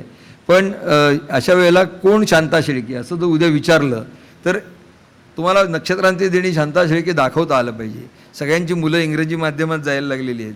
अशा वेळेला म्हणजे मला ते आठवतं की ते कार्यक्रम इतके नक्षत्रांचे देणेला म्हणजे हायकोर्ट जजेसपासून महत्त्वाचे लेखक अक्षरशः रांग लावून उभे असायचे. 6:30ला आम्ही आतमध्ये यशवंतराव चव्हाण नाट्यगृहात सेंटरमध्ये ज्यावेळेला सोडत प्रेक्षकांना, त्यावेळेला अक्षरशः रांग लावून उभे असत लोक. आणि त्यामुळे ह्या प्रेक्षकात आपण का नाही हा कार्यक्रम पाहिला असं अनेकांना वाटायला लागलं. त्यामुळे तीही मागणी वाढायला लागली. पण तुम्हाला सांगतो की तो कार्यक्रम लोकप्रिय जरूर झाला, त्याच्याबद्दल खूप लिहिलं गेलं. आजही मी जिथे जिथे जातो तिथे तिथे मला नक्षत्रांचे देण्याची आठवण लोक करून देतात की तो कार्यक्रम किती छान होता. पण तो कार्यक्रम म्हणून आर्थिकदृष्ट्या नुकसानीमध्ये होता. त्या कार्यक्रमाला कधीही नफा आला नाही. आणि शेवटी 27 नक्षत्रांचे देणी झालं आणि तो कार्यक्रम थांबवावा लागला. आणि आता नव्याने तो परत सुरू होतो आहे असं मी कालच ऐकलेलं आहे. आणि तो जर सुरू झाला तर मला असं वाटतं की काही गोष्टी काळाच्या पुढे होत्या म्हणून कदाचित त्याला जाहिरात मिळाली नसेल. आज ती मिळेल असं मला वाटतं. आणि आज त्यांनी तो सुरू केला पाहिजे झी मराठीने असं त्यांना आम्ही सुचवतो. आणि श्रीरंग गोडबोलेंनी एक कार्यक्रम पु ल देशपांडेंनाचा नक्षत्रांचे देणे परत केला पुण्यामध्ये अलीकडे आणि त्याला भरपूर प्रतिसाद मिळाला. तर तो प्रयोग नव्याने सुरू झालेला आहे हे मला या निमित्ताने सांगायला खूप आनंद होतो. पण त्यावेळेला प्रेक्षक बदलायला लागलेला होता. प्रेक्षक हा क्लासकडून मासकडे जायला लागलेला होता आणि त्यामुळे नक्षत्रांचे देणेला रेटिंग आलं नाही आणि त्यामुळे त्याला उत्पन्नही आलं नाही, रेव्हेन्यू आले नाही, ॲडव्हर्टायझिंग रेव्हेन्यू आला नाही. परिणामी तो नुकसानीत गेला. आणि त्याच वेळेला ज्या मालिका, त्याची नावं मी घेत नाही मलाच लाज वाटते, पण ज्या मालिका खऱ्या बिभत्स आणि भीषण होत्या अशा मालिकांना प्रचंड पॉप्युलॅरिटी मिळाली. आणि ज्यावेळेला आम्ही ते रिसर्च केलं, मी त्या टाईमच्या CEOजना अशी जाऊन भांडत असे की मला या कार्यक्रमावरती प्रचंड रिस्पॉन्स मिळतो, मला इतका फोन येतात आणि त्याला रेटिंग अजिबात येत नाही, असं कसं? पण त्याला त्याचं आर्ग्युमेंट हे असायचं की Nitin, the on ground there is a tremendous change. Television हा आता अतिशय सगळ्या समाजाच्या तळच्या स्तरापर्यंत पोहोचलेला आहे. आणि कदाचित हे जे कार्यक्रम तू करतोयस, जे लिटरेचरला, कथा कादंबऱ्यांना अर्पण केलेले आहेत, they may not be resonating in those audiences. आणि मग मीच स्वतः एक 9 शहरांमध्ये झी मराठीचा एक रिसर्च त्यावेळेला आम्ही कमिशन केला. आणि अगदी नेमकं तसंच त्या रिसर्चमधनं दृश्य समोर आलं की दूरचित्रवाणीमधनं लोकांना एस्केपिझम पाहिजे. आपल्या घरामधली जी भांडणं आहेत ती मला ओपनली मला बोलून दाखवता येत नाहीत. मला माझ्या सासूला थेट काही बोलता येत नाही किंवा तिला कदाचित सुनेला बोलता येत नाही मुलाच्या आणि इतर याच्यामुळे. ते त्या वाहिनीवरती दिसतं आहे आणि माझं प्रतिबिंब कुठेतरी त्याच्यात दिसतं आहे. हा एक फिनॉमिना त्या सगळ्या मालिकांमध्ये होता आणि त्याला प्रचंड लोकप्रियता, विशेषतः म्हणजे संपूर्णपणे वाहिन्यांची प्रेक्षक संख्या ही स्त्रियांनी आपल्या त्याच्यावरती कब्जा मिळवलेला होता. त्यामुळे तुम्हाला असं लक्षात येईल की या वाहिन्यांना येणाऱ्या जाहिराती ह्या प्रामुख्याने महिलांना समोर ठेवून जी उत्पादनं येत होती त्यांच्या येत होत्या किंवा महिला वर्ग आकर्षित होईल अशा पद्धतीने त्याचं क्रिएटिव्ह ॲडव्हर्टायझिंग एजन्सीज करून घेत होत्या. त्यामुळे हा सगळा बदल ज्यावेळेला टेलिव्हिजन मासेसकडे गेला त्यावेळेला तो दिसून आला. आणि मासकडे गेल्यानंतर कार्यक्रमांची चा पॅटर्नही बदलला. म्हणजे मी बुकशेल्फ नावाचा एक कार्यक्रम सुरू केला होता आणि जो पुस्तकांना वाहिलेला होता आणि जो अतुल कुलकर्णी अँकरिंग त्याचं करत असे, अपर्णा पाडगावकर तो लिहित आणि डिरेक्ट करत असे. पण त्या कार्यक्रमाच्या बाबतीत हेच झालं. म्हणजे 32 कार्यक्रम आम्ही केले बुकशेल्फचे आणि नंतर तो थांबवायला लागला. आणि बुकशेल्फ ज्याला सुरू केलं म्हणजे आपले वेगवेगळे घटकसुद्धा कशा पद्धतीने बघतात या नवीन माध्यमांकडे याचं पण एक चुणूक आपल्याला यातनं मला दिसली. मी बुकशेल्फ सुरू होण्याआधी मराठीतले 69 प्रकाशकांना पत्र लिहिली की असा असा कार्यक्रम लिहितो आम्ही करतो आहोत बुकशेल्फ. दर रविवारी तो असेल. अतुल कुलकर्णी त्याचे सूत्रसंचालक असतील आणि त्यामुळे तुम्ही आपली पुस्तकं जर पाठवलीत तर तो करायला आणखीन बरं होईल. जशी तुम्ही वर्तमानपत्रांना पाठवता तशी इकडे पाठवा. मला पुस्तकं आली नाहीत, आम्हाला पुस्तकं विकत घ्यायला लागली. पुण्याच्या एका प्रकाशनाने पुस्तक पाठवली आणि नंतर 2 आठवड्यात काम झालं असेल तर परत पाठवा असं मला पत्र लिहिलं. तर असा तो गमतीदार सगळा प्रकार होता आणि त्या कार्यक्रमाला रेटिंग आलं नाही. आणि ज्यावेळेला तो बंद करायचा निर्णय घ्यावा लागला त्यावेळेला सगळे प्रकाशक माझ्याकडे आले आणि म्हणाले तुम्ही हा कार्यक्रम बंद का केला? म्हटलं तुमचा प्रतिसाद नव्हता म्हणून.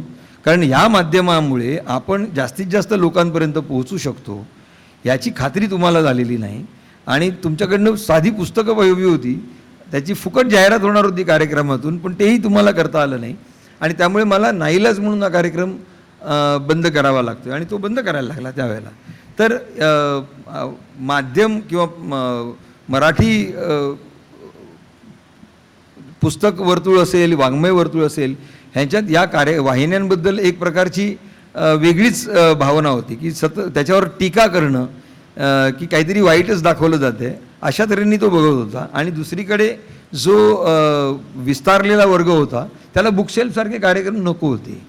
म्हणजे त्या रिसर्चमधनं मला असं लक्षात आलं. आणि त्यानंतर आम्ही एक आणखीन प्रयोग करायचा ठरवला आणि तो म्हटलं प्रेक्षकांना ह्याच्यामधनं जर आपण अभिव्यक्ती देऊ शकलो, कारण तोपर्यंत 2005पर्यंत झी मराठी हा 2ऱ्या नंबरचा चॅनल होता आणि त्यामुळे जाहिरातीचं उत्पन्न आम्हाला ETVपेक्षा कमी मिळत असे. त्यामुळे सेल्सच्या लोकांशी सतत भांडणं होत असत की तुम्ही किती दावा करा, at the end of the day you are number 2 आणि काय करता येईल. मग जास्तीत लोकांपर्यंत पोचायचं असेल तर काय करता येईल असा एक विचार चालू होता. आणि त्यातून एका कार्यक्रमाने जन्म घेतला आणि त्याचं नाव होतं होम मिनिस्टर. आणि होम मिनिस्टर आदेश बांदेकरला समोर ठेवून आम्ही केलेला होता. आणि त्याच्यामध्ये झीच्याच टीममधनं अशी कल्पना आली की 2 बायकांमध्ये स्पर्धा लावावी शेजारच्या आणि जिंकणाऱ्या बाईला पैठणी द्यावी. आज 16 वर्ष झाली तो कार्यक्रम चालू आहे आणि त्याच्यामधनं आदेशचं वेगळंच करिअर घडलं, पण त्यातनं कल्पना अशी होती की त्या बाईला, घरातल्या बाईला एक अभिव्यक्ती द्यावी आणि तिच्याबरोबर तो कार्यक्रम सादर करावा. आणि त्यासाठी आम्ही आमच्या ज्या मालिका होत्या त्यांच्या बाबतची एक प्रश्नमंजुषा म्हणजे टेलिव्हिजनवरती सुरू केलेली होती. तुम्हाला पर्टिक्युलर नंबर फिरवायला लागेल, मग प्रश्न विचारले जातील आणि त्याचं योग्य उत्तर दिलं तर तुम्हाला त्या कार्यक्रमात सहभागी व्हायची संधी मिळू शकेल. आणि त्यातून मग आम्हाला आपले एरियाज कुठे कुठे आपण कमी पडतो आहोत आणि कुठे कुठे आपले चांगले एरियाज आहेत हे कळायला लागलं. आणि तसा अक्षरशः गावोगाव तो कार्यक्रम फिरला आणि त्यातून हळूहळू लोकप्रियता वाढायला लागली. आणि मग सारेगमप आलं. सारेगमप आधी होतं पण त्याचा स्केल मोठा करावा आणि वेगळ्या पद्धतींनी त्याचं सादरीकरण करावं अशी कल्पना पुढे आली. आणि त्यातून म्हणजे पहिल्यांदा तर देवकी पंडित आणि अवधूत गुप्ते हे दोघेजणं जजेस होते. त्यालाच अनेकांनी आक्षेप घेतला होता, पण आमचा सहकारी होता अजय बालवणकर. त्याचं म्हणणं होतं की Devaki will represent the class आणि Avdhoot will represent the young people. तरुणांना काय हवं आहे ते आपल्याला अवधूतकडनं कळेल. आणि तो प्रयोग खरोखर यशस्वी झाला आणि पहिला सारेगमप हिट झाला. आणि त्यानंतर लिटिल चॅम्प आलं. लिटिल चॅम्पनी तर एक वेगळी क्रांती केली. लिटिल चॅम्पचं जे रेटिंग होतं अखेर म्हणजे त्याच्या फायनलचं हे क्रिकेट मॅचपेक्षा जास्ती आलेलं होतं. आणि तिथे आर्थिकदृष्ट्या झी मराठी एस्टॅब्लिश झालं. मार्केट केवळ मराठीकडे आलं नाही, दारात आलं नाही, मार्केट मराठीच्या घरात आलं.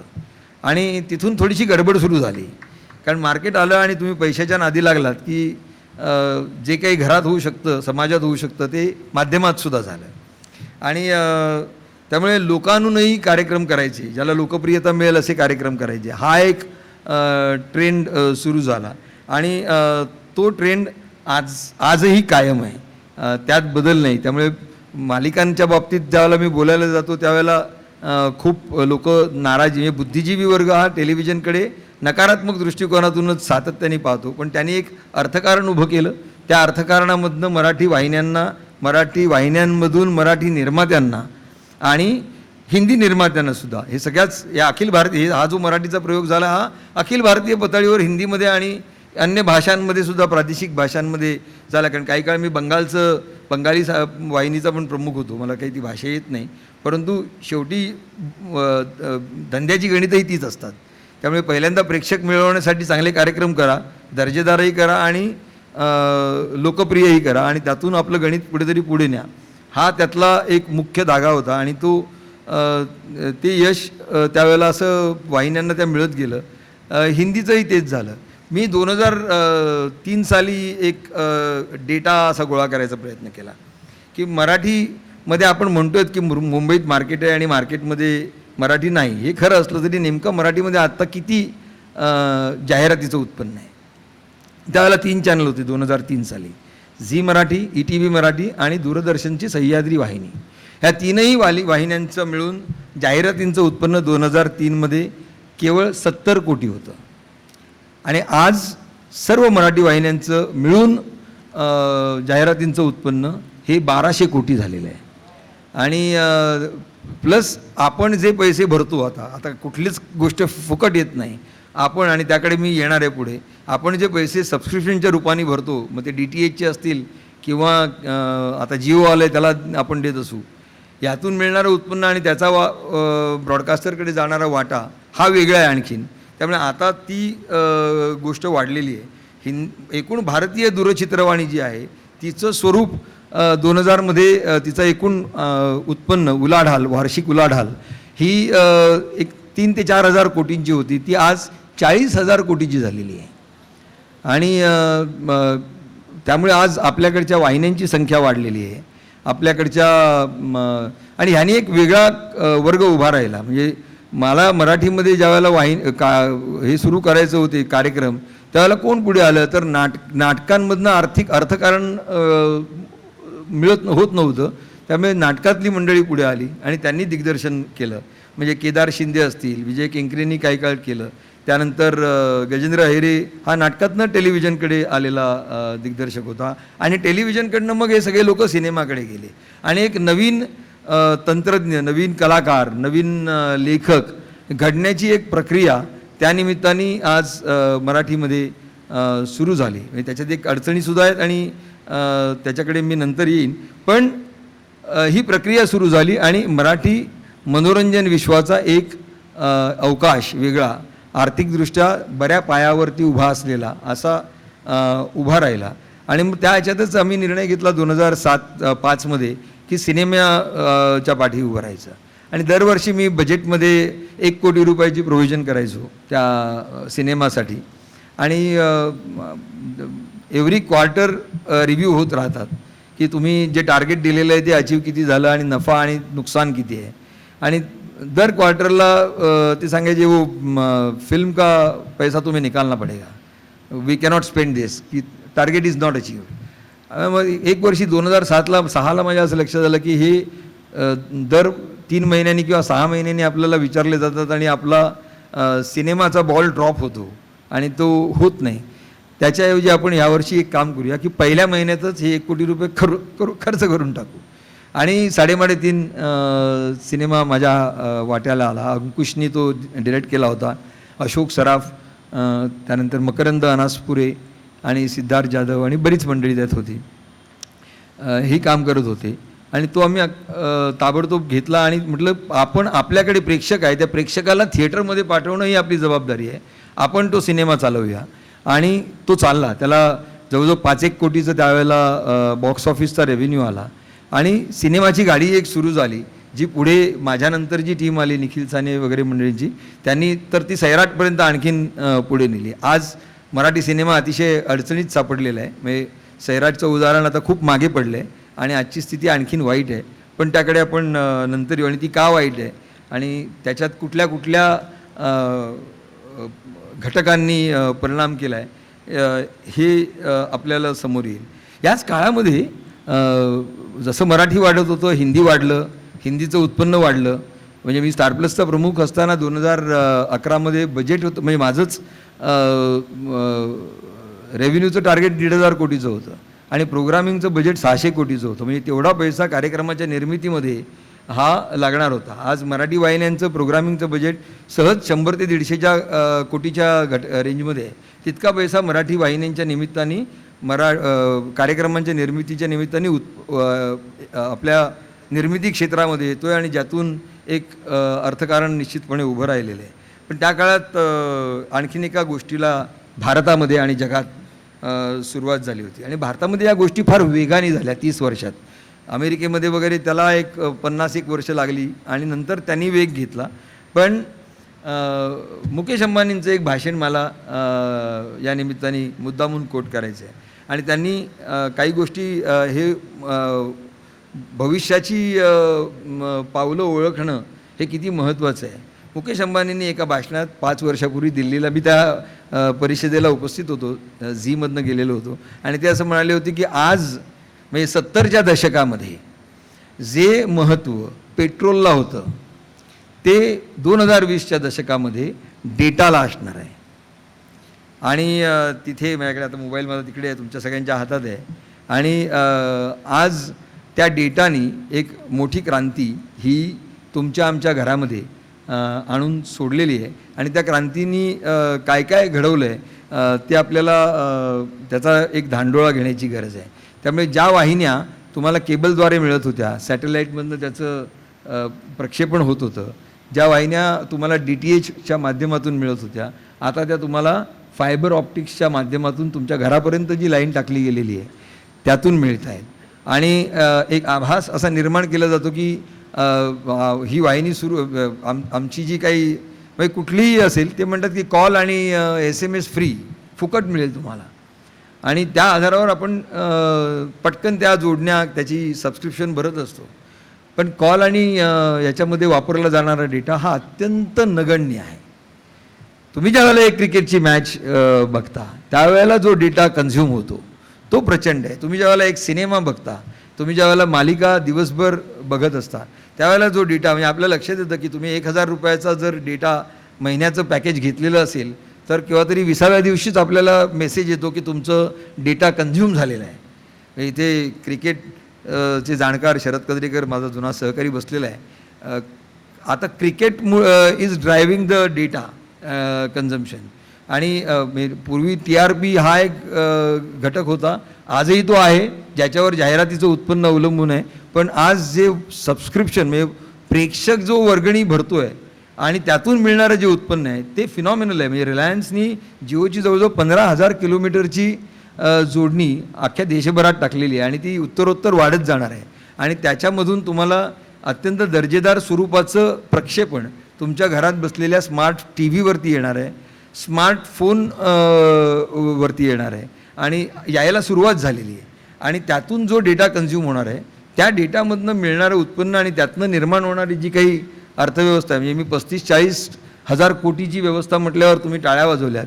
तुम्हाला उद्या हे जर 1 लाख कोटींवरती गेलं तर आश्चर्य वाटणार नाही. आणि त्याच्यासाठी काही आकडे मला द्यायचे म्हणजे त्यामुळे आपण कुठल्या दिशेला जातो आणि आपल्याला काय याचा फायदा आहे आणि कुठे याच्यामधनं आपल्यासमोर धोके आहेत, या दोन्हीचं एक भान येणं हे अत्यंत गरजेचं आहे. आज म्हणजे 2018 साली भारतामध्ये एकीकडे हे सॅटेलाईटचं कम्युनिकेशन वाढत होतं आणि मग डिजिटायझेशन सुरू झालं आणि 2018 साली आपल्या आयुष्यामध्ये इंटरनेट नावाचा एक प्राणी आला. 2005-09 नंतर जास्त, 2010 नंतर तो जास्ती आला आणि आता तर तो आपल्या आयुष्याचा भाग बनलेला आहे. म्हणजे फोन वाजला नाही तर माणसं बेचैन होतात किंवा व्हॉट्सॲप मेसेज वाजला नाही सतत आपण बघत राहतो. लोक टॉयलेटमध्ये पण घेऊन जातात, इतकं त्याचं त्यांनी आपला कब्जा घेतलेला आहे. 2018मध्ये भारतामधल्या इंटरनेट युजर्सची संख्या ही 47 कोटी होती. 47 कोटी म्हणजे 2012-13मध्ये केवळ भारतामधल्या मोबाईलची संख्या ही 90 कोटी होती. त्यातल्या स्मार्टफोनची संख्या त्यावेळेला, कारण त्यावेळेला तो आवाक्या बाहेर होता, त्याची किंमत जास्त होती, त्यामुळे स्मार्टफोनची संख्या त्याच्या निम्म्याहून कमी होती. आताची स्थिती अशी बदललेली आहे की तुम्हाला internet is available on your mobile, not तुम्हाला म्हणजे लॅपटॉपचा खप कमी झालेला आहे. Laptop is no more relevant. केवळ कोविडच्या त्या 2 वर्षाच्या काळामध्ये लॉकडाऊनमध्ये लोकांनी लॅपटॉप परत नव्याने वापरायला लागले, कारण घरातला मुलगा आणि शाळेतला शिक्षक हा त्याद्वारे कुठेतरी कम्युनिकेट, सगळ्यांकडे वायफाय आलं आणि ही सुरुवात झाली. पण laptop industry is under stress. Desktop हद्दपार झालेले आहेत आपल्या आयुष्यातून, आपल्या आसपासच्या बघण्यातून. जो डेस्कटॉप एक आपल्या घरातली म्हणा ऑफिसमधली जागा व्यापत होता, त्याची जागा पुढे लॅपटॉपनी घेतली. आता त्याची जागा छोट्या आयपॅडनी आणि आपल्या हातातल्या स्मार्टफोननी घेतलेली आहे. तर 2018 साली इंटरनेट युजर्सची ही संख्या 47 कोटी झाली होती भारतामध्ये आणि ती 2025 साली 90 कोटी होईल. म्हणजे 3 अमेरिका मावतील इतके आपले इंटरनेट युजर्स 2025 साली होतील असा एक अंदाज आहे. पण जिओच्या माध्यमातून जी जोडणी झालेली आहे त्यातून ही संख्या आजच 80 कोटीवरती पोहोचलेली आहे. म्हणजे 140 कोटींच्या भारतामध्ये 80 कोटी लोकांच्या हातामध्ये आणि घरामध्ये आज इंटरनेट गेलेलं आहे आणि मनोरंजन हे सगळीकडून तिथे गेलेलं आहे. आणि शेवटी मनोरंजन असेल किंवा कुठलंही उत्पादन असेल, नथिंग कम्स फ्री. कुठलाही हा डेटा तुम्हाला फ्री मिळत नाही आहे, तुम्हाला you are charge for that. म्हणजे सोशल फेसबुकवरचं जे जी फिल्म होती त्याच्यामधलं एक वाक्य होतं, when something is given to you at free of cost then you are a product. तुम्ही स्वतः त्याचे प्रॉडक्ट आहे. तर आपण स्वतः आता खऱ्या अर्थाने एक या व्यवस्थेचे प्रॉडक्ट झालेले आहोत. आणि यातून खपतंय काय आणि काय खपतंय, तर आज क्रिकेट मोठ्या प्रमाणावर खपतंय. म्हणजे क्रिकेटसारखा IPLसाठी ज्या तऱ्हेच्या बोल्या लावल्या जातात आणि खेळाडूंनाचा सुद्धा लिलाव होतो आणि त्याची वेगवेगळे टीम्स त्याचा लिलाव करून आपण विकत घेतो. ह्या सगळ्याची जी व्यवस्था आहे ती व्यवस्था ही तुमच्या आमच्या खिशातून जाणाऱ्या वर्गणीरूपी पैशातनं उभी राहणारी आणि जाहिरातीच्या उत्पन्नातनं उभी राहणारी आहे. पण तरी क्रिकेट चालेल, कारण क्रिकेट हा एक चांगला खेळ आहे आणि आपला राष्ट्रीय खेळ आहे असं म्हणूया, जगातला मोठा खेळ आहे. पण मोठ्या प्रमाणावर काय विकलं जात असेल या इंटरनेटच्या माध्यमामध्ये आणि ज्याच्यामध्ये आज म्हणजे इथे बरेच पालक आहेत, आजी आजोबा आहेत, त्यांच्यासाठी एक सावधगिरीची ही घंटा मला वाजवावीशी वाटते, धोक्याची घंटा वाजवावीशी वाटते. विकल्या जाणाऱ्या गोष्टी 3 आहेत आणि त्या 3 गोष्टीमध्ये पुढच्या एकूण पिढीचं, भारताचं आणि आपलं सगळ्यांचं हे भवितव्य अवलंबून असणार आहे. काय विकलं जातं? सगळ्यात जास्त विकली जाते लैंगिकता. म्हणजे पॉर्न चे जे प्रेक्षक आहेत मोबाईलवरती येणाऱ्या ते सगळ्यात जास्त आहेत. त्याचं अर्थ काय, त्याला बंदी असली तरी लोक त्या बंदीतनं सुद्धा मार्ग काढून त्याच्यापर्यंत पोहोचतात. सो वन इज पॉर्न, आपण त्याला लैंगिकता म्हणूया. दुसरं आहे प्रचंड प्रमाणात विकली जाते ती हिंसा. तुमच्या घरात ज्यावेळेला कोविडच्या दरम्यान नेटफ्लिक्स आलं किंवा ॲमेझॉन प्राईम आलं किंवा इतर प्लॅटफॉर्म आले, त्याच्यावरचे जे पाश्चात्य देशांमधले कार्यक्रम सुरुवातीला आले, त्या सुरुवातीच्या कार्यक्रमात जर तुम्ही पाहाल, अगदी कुठल्याही कार्यक्रमांची नावं घ्यायची गरज नाही, पण त्याच्यामध्ये मोठ्या प्रमाणावर लैंगिकता ही उघडपणे होती आणि हिंसा ही उघडपणे होती. आणि त्याचं अनुकरण करण्याचा प्रयत्न सेक्रेड गेमसारख्या आपल्या इथे तयार झालेल्या लोकांनी सुद्धा केला. आणि त्याला मला ज्याला विचारलं जायचं त्याला मी असं सांगत असे की भारतामध्ये डिजिटलच्या प्रसाराला 2 प्रमुख मर्यादा असतील. डिजिटल कॉन्टेंटच्या प्रसाराला, माध्यम तर आलेलंच आहे, पण कॉन्टेंटच्या प्रसाराला 2 प्रमुख मर्यादा असतील. त्यातली एक आहे सांस्कृतिक आणि दुसरी आहे आर्थिक. म्हणजे ज्या प्रकारचं कॉन्टेंट या प्लॅटफॉर्मवरती दिसतं आहे, उघड त्याच्यामध्ये सेक्स दिसतो आहे आपल्याला, हे कारण टेलिव्हिजन हे मीडियम, शेवटी बघणार लोक आहेत ते टेलिव्हिजनवरती आहेत, हा माझा समज होता. आणि तो माझा संपूर्ण समज कसा चुकीचा आहे त्याच्याकडे मी येईन आणि त्याच्यामुळे निर्माण झालेल्या धोक्याकडे मी येईन अखेरच्या भागामध्ये. तर कुटुंब म्हणून सगळं बघतं त्याला कौटुंबिक म्हणजे हा एक television is a member of a family. त्यामुळे कौटुंबिक वाहिन्या, मालिका इथे पाहिल्या गेल्या, कार्यक्रम पाहिले गेले.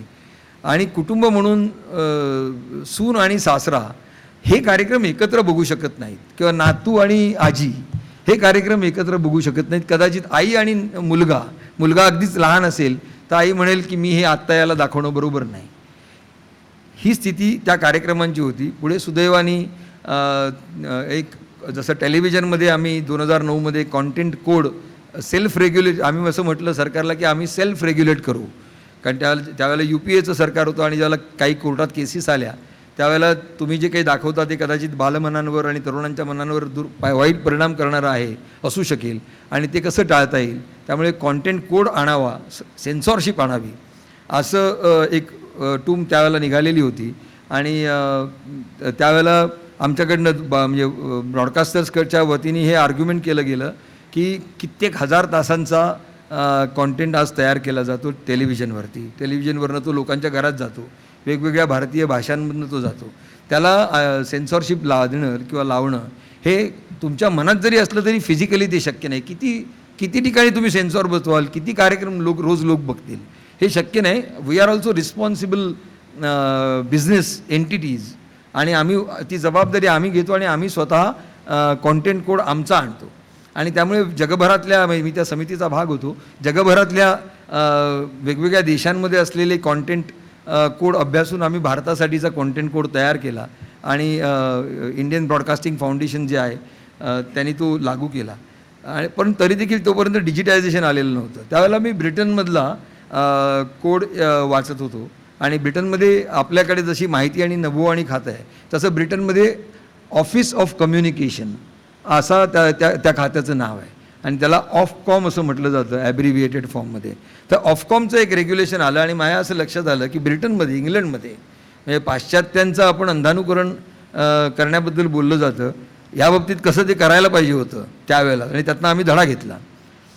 त्यावेळेला असं लक्षात आलं की ब्रिटननी एक वॉटरशेड पिरियड डिझाईन केलेला आहे की लहान मुलांच्या मनावर परिणाम होईल अशा प्रकारचे कार्यक्रम सकाळी 5:30 ते रात्री 11 या काळात दाखवता येणार नाहीत. हे ऑफकॉमनी क्लिअर केलेलं होतं. मग त्याच्यामध्ये हिंसा दाखवता येणार नाही, तुम्हाला ब्लडशेड दाखवता येणार नाही. म्हणजे माझा झी सिनेमाचा चॅनल तिकडे त्यावेळेला UK लॉन्च झाला त्यावेळेला एक हिंदी चित्रपट होता ज्याच्यामध्ये भयानक हिंसा होती आणि त्याच्यामधले सगळे ते रक्तरंजित शॉट्स होते ते वगळून तो सिनेमा तिकडे त्यावेळेला दाखवायला लागला होता, कारण नाहीतर रेग्युलेटर्सची आफत आमच्यावरती आली असती. तर त्या बाबतीत British society was very focused की वॉटरशेड टायमिंग डिसाईड करावे. सकाळी 5:30 ते रात्री 11 या काळात लहान मुलं, तरुण मुलं, मुली हे टेलिव्हिजनला एक्सपोज होतात. त्याच्यामध्ये तुम्ही धूम्रपान, मद्यपान, हिंसा आणि लैंगिकता हे दाखवू नका. हे त्या ऑफकॉममधनं आम्ही आपल्या कोडमध्ये आणलं आणि दूरचित्रवाणीला त्यापासून वाचवलं. पण पुढे ज्यावेळेला डिजिटायझेशन झालं आणि हे सगळे प्लॅटफॉर्म आले, ह्यांचा सगळा सर्व्हर कुठेतरी बाहेर होता, बाहेरच्या देशांमध्ये, आणि तिथनं ते कार्यक्रम यायला लागले आणि ते कार्यक्रम लोक बघायला लागले. नेटफ्लिक्स हळूहळू त्याची वर्गणी काही लोक बघायला लागले. मग लोकांच्या लक्षात आलं की अरे हे घरामध्ये तर सगळ्यांसमोर बसून आपण बघू शकत नाही, मग काय करता येईल. आणि ते करता करता पुढे डेटा हा एक करन्सी बनला. जसं मुकेश अंबानीने म्हटलं होतं 70च्या दशकामध्ये पेट्रोल, 20व्या शतकाच्या दुसऱ्या दशकामध्ये डेटा असेल. आणि डेटा कन्झ्युम करणं म्हणजेच हे कार्यक्रम बघणं. तुम्ही ज्यावेळेला मॅच पाहता त्यावेळेला एक डेटा कन्झ्युम करत असता आणि त्या बिझनेसला आपण आपल्या मॅच बघण्यातनं, कार्यक्रम बघण्यातनं हे करत असतो. तसं हा डेटा कन्झ्युम करण्याचा मोठा वाटा आजही हा पॉर्नमधला आहे आणि त्याच्यामधनं प्रचंड प्रमाणावर डेटा कन्झ्युम होतो. बंदी असलेल्या साईट्सना सुद्धा लोक मार्ग काढून जात आहेत. त्यानंतर हिंसा आहे, त्यामुळे मोठ्या प्रमाणावर ॲक्शन्स आणि थ्रिलर आपल्याकडे आले. त्याचाच एक भाग म्हणून आपल्याला सेक्रेड गेमसारखी कादंबरी ज्या बिभत्स स्वरूपामध्ये अनुराग कश्यप आणि विक्रम मोटवानी यांनी केली, आता ती करता येत नाही. आता त्याचे दुसरे भाग येत नाही आहेत. याचं कारण आपण त्याच्या पुढे गेलो आहे आणि एक जागृती आलेली आहे. डिजिटल माध्यमांनी सुद्धा, ॲमेझॉन असेल, नेटफ्लिक्स असेल, सोनी लिव्ह असेल, याच्या माध्यमांनी सुद्धा किती हिंसा आणि किती लैंगिकता दाखवावी याचे स्वतःवरती बंधनं घालणं हे मान्य करून घेतलं, जे ब्रॉडकास्टर्सनी आधी घातलं होतं आणि परिणामी ते कमी झालं आहे. पण शेवटी विकलं काय जातं तर पॉनच्या खालोखाल हिंसा. आणि तिसरा जो विषय आहे जो मोठ्या प्रमाणावर भारतामध्ये विकला जातो आहे आणि ज्याचा दोष आपल्याला आपल्या आसपासच्या राज्यकर्त्यांना आणि आपल्या आसपासच्या समाजाला आणि आपल्याला स्वतःला द्यायला लागेल, आणि तो म्हणजे प्रचंड प्रमाणामध्ये निर्माण झालेली धार्मिक तेढ ही प्रचंड प्रमाणामध्ये विकली जाते. म्हणजे अचानक एक कोणीतरी सुदर्शन TV वाला निघतो, चव्हाणके नावाचा माणूस, आणि तो UPSCमध्ये कसं मुस्लिमांनी आपला ताबा मिळवलेला आहे आणि पुढच्या काळात भारत कसा मुसलमान होऊन जाईल आणि हे कसं रोखलं पाहिजे अशा प्रकारचे कार्यक्रम दाखवतो. त्याच्यावरती शेवटी न्यायालयात जावं लागतं आणि बंदी आणली जाते. म्हणजे मुघलांनी आपल्या देशावरती 400 वर्ष राज्य केलं, लोकसंख्या कमी होती, पण मुघलसुद्धा भारताला पूर्णपणे मुसलमान बनवू शकले नाहीत. ब्रिटिशांचं 150-200 वर्ष राज्य होतं आणि त्या काळात मिशनरी आले, परंतु त्याही काळामध्ये भारत पूर्णपणे ख्रिश्चॅनिटीकडे गेला नाही. तर तो आत्ता या लोकशाहीच्या ह्याच्यात कसा जाईल. पण धार्मिक तेढ आणि ही इतकी वेगाने पसरवली जाते आणि त्याचं काम हे आपल्या हातामधला, आता तो TV करत नाही आहे, तर आपल्या हातामधला मोबाईल करतो आहे. आणि आपल्या हातामधल्या मोबाईलमध्ये मधनं येत जाणारे जे व्हॉट्सॲपवरचे मेसेजेस आहेत, क्लिप्स आहेत, ज्या इतक्या वाऱ्याच्या वेगाने पसरतात, त्या वेगातनं त्या क्लिप्स आपण बघतो. That also helps in consumption of data, आणि ज्याचं उत्पन्न कुठल्या तरी टेलिकॉम कंपनीला जातं. पण आपल्या मनामध्ये, आपल्या मुलांच्या मनामध्ये, आपल्या आप्तस्वकीयांच्या मनामध्ये एक प्रकारची हिंसा, एक प्रकारची दहशत, एक प्रकारचं द्वेष निर्माण करून जातो. आणि तो माझ्या मते एक प्रचंड मोठा धोका आज ह्या सगळ्या ह्याच्यामध्ये निर्माण झालेला आहे.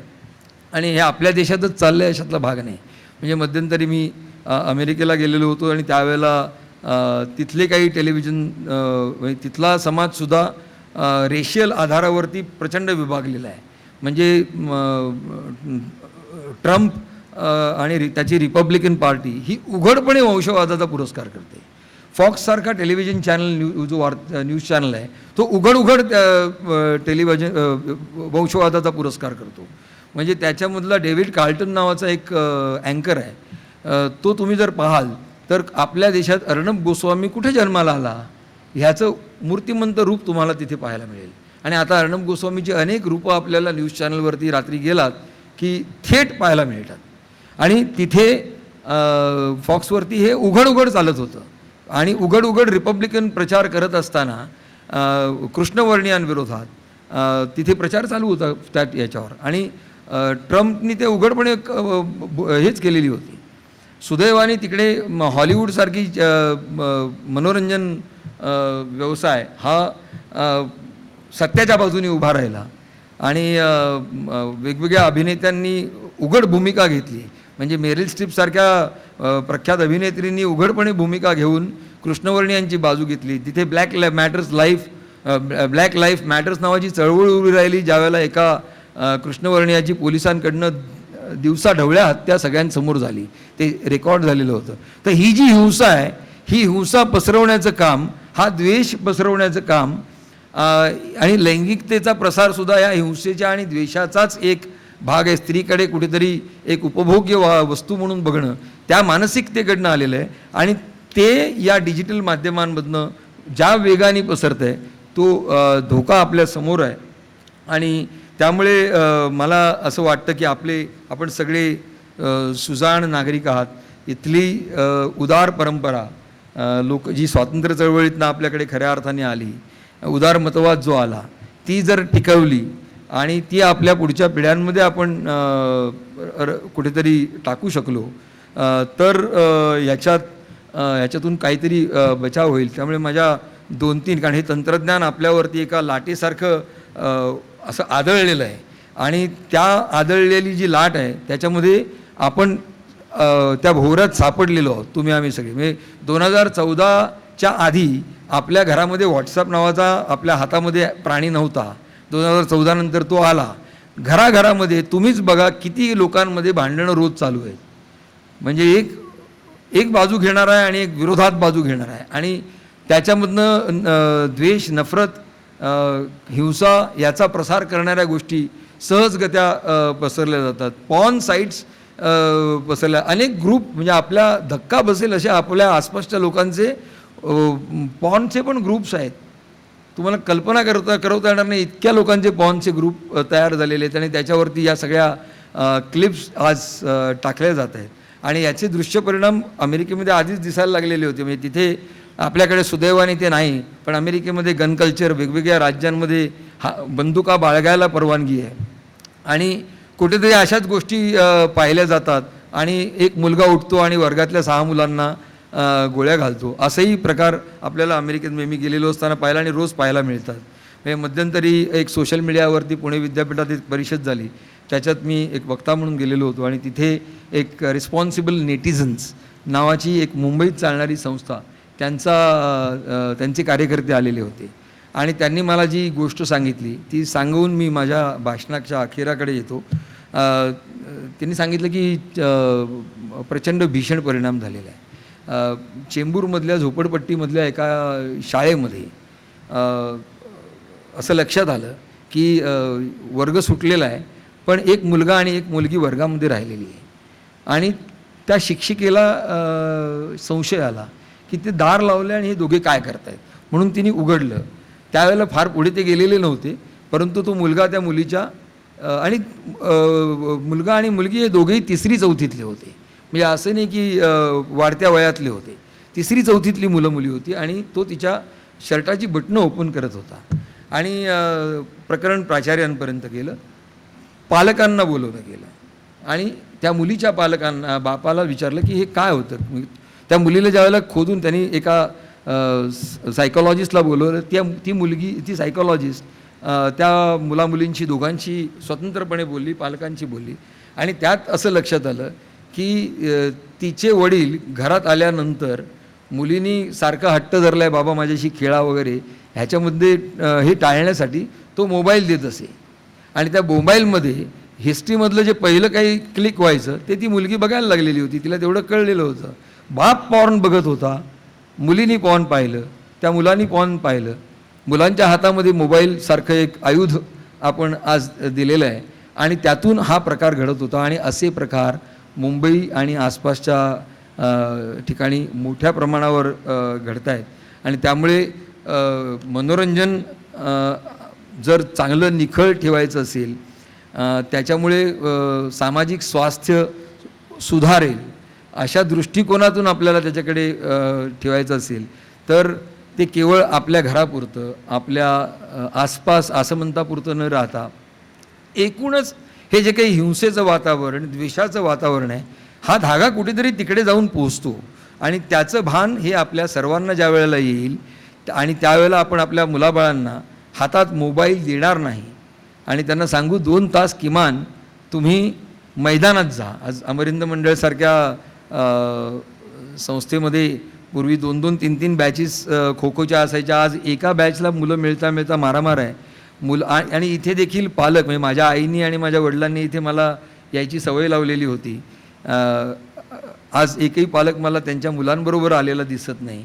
कुठेतरी ही धोक्याची घंटा आहे आणि ही धोक्याची घंटा आज तुमच्या दारात नसून तुमच्या घरात आहे आणि इथपर्यंत मनोरंजनाचा ची व्याप्ती गेलेली आहे. मनोरंजन हे आवश्यक आहे सामाजिक स्वास्थ्यासाठी, खूप गरजेचं आहे, परंतु त्याचे हे जे लैंगिकता, हिंसा आणि द्वेष, धार्मिकतेतनं निर्माण होणारा द्वेष, त्याची ही जी रूपं आहेत ही भयावह आहेत आणि त्यापासून आपल्या मुलांना, आपल्या नातवंडांना वाचवा एवढंच एक नम्र आवाहन करतो. माझं थोडं भाषण लांबलं, त्याबद्दल दिलगिरी व्यक्त करतो. मला इथे बोलवलं आणि ही संधी दिली त्याबद्दल मी मनापासून आभारी आहे, कारण ज्या ठिकाणी मी भाषणं ऐकायला यायचो तिथे मला भाषण द्यायला मिळतं आहे.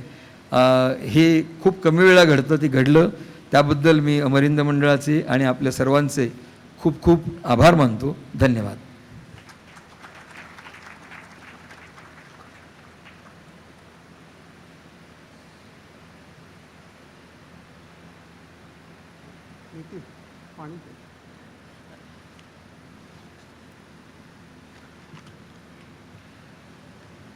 नितीन वैद्यांचा मनापासून मी आधी आभार मानतोय, कारण विषय जो होता मनोरंजनाची बदलती दुनिया, याच्यामध्ये त्यांनी आपल्याला 40 वर्षामध्ये टेलिव्हिजनचा जो काही प्रवास घडवला आहे तो जो आहे, जे आपल्या नजरेने आपण ब्लॅक अँड व्हाईटपासून आत्ता वेब सिरीजपर्यंत आपण कसं प्रेक्षक म्हणून बदललो याचा त्यांनी जो आढावा घेतला आहे ना, तो खरोखरच मी सांगतो इतका अभ्यासपूर्ण आढावा घेतलेला आहे की हे कुठेही एखाद्या मोठ्या परिषदेमध्ये जे घडते त्याचा कुठेतरी मराठीमध्ये, सुबोध मराठीमध्ये, आणि मला एक दिसलं की पत्रकार, चॅनेल प्रमुख आणि शेवटी सामाजिक आत्यंतिक कळवळ असलेला एक आपला सहृदयी अंतःकरणाचा एक आपण म्हणतो तरुण, जो अमरिंद मंडळाच्या व्याख्यानमालेतनं घडलेला आहे, तो आज इथे प्रेक्षकातनं व्याख्याता म्हणून आलेला आहे आणि त्यांनी जो लेखाजोखा मांडला आहे तो माझ्या मते नुसत्या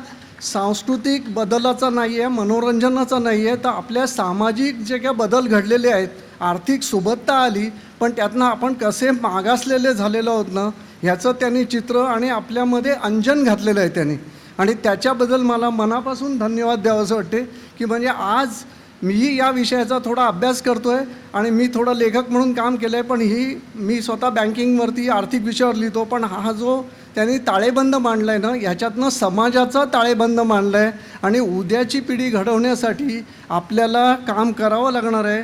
आणि हा जो त्यांनी प्रवास सांगितला आहे, डेटा एक करन्सी बनलेली आहे, हे कोणी 10-15 वर्षापूर्वी इमॅजिन केलं नव्हतं. आज आपल्याला पण ह्यांनी जाणीव करून दिलेली आहे. आपण इकडनं हे घेऊन जाऊया आणि जिकडे जिकडे आपल्याला असमंतामध्ये हे पसरवता येईल तेवढ्या चांगल्या गोष्टीचा प्रसार करूया असं मला वाटते. आणि आता प्रथेप्रमाणे उद्याचं व्याख्यान जे आहे, उद्या गुरुवार, उद्याचं व्याख्यान गुंफणार आहेत लेखक, कवी आणि पटकथाकार अरविंद जगताप. त्यांचा विषय आहे गोष्ट छोटी डोंगरा एवढी. आज आणि इतके दिवस तुम्ही जेवढा प्रतिसाद देत आहेत तसा उद्या द्या. अरविंद जगताप पण नामांकित आहेत आणि तेही सामाजिक कार्यामध्ये खूप काम करतायत, लेखक म्हणून करतायत आणि कार्यकर्ते म्हणून करतायत. आपण जरूर उपस्थित यावं आणि आपण एकटे येऊ नका, आपण आजूबाजूच्यांनाही घेऊन या, कारण ही व्याख्यान मला जे विचार देते ना ते पुस्तकामध्ये मिळणार नाही, वर्तमानपत्रा मिळणार नाही, टी व्हीच्या बातम्यांमध्ये मिळणार नाहीत. हे जे माध्यम आहे आपलं व्याख्यानमालेचं त्यातूनच मिळणार आहे. आता आपण राष्ट्रगीतासाठी उभे राहूया.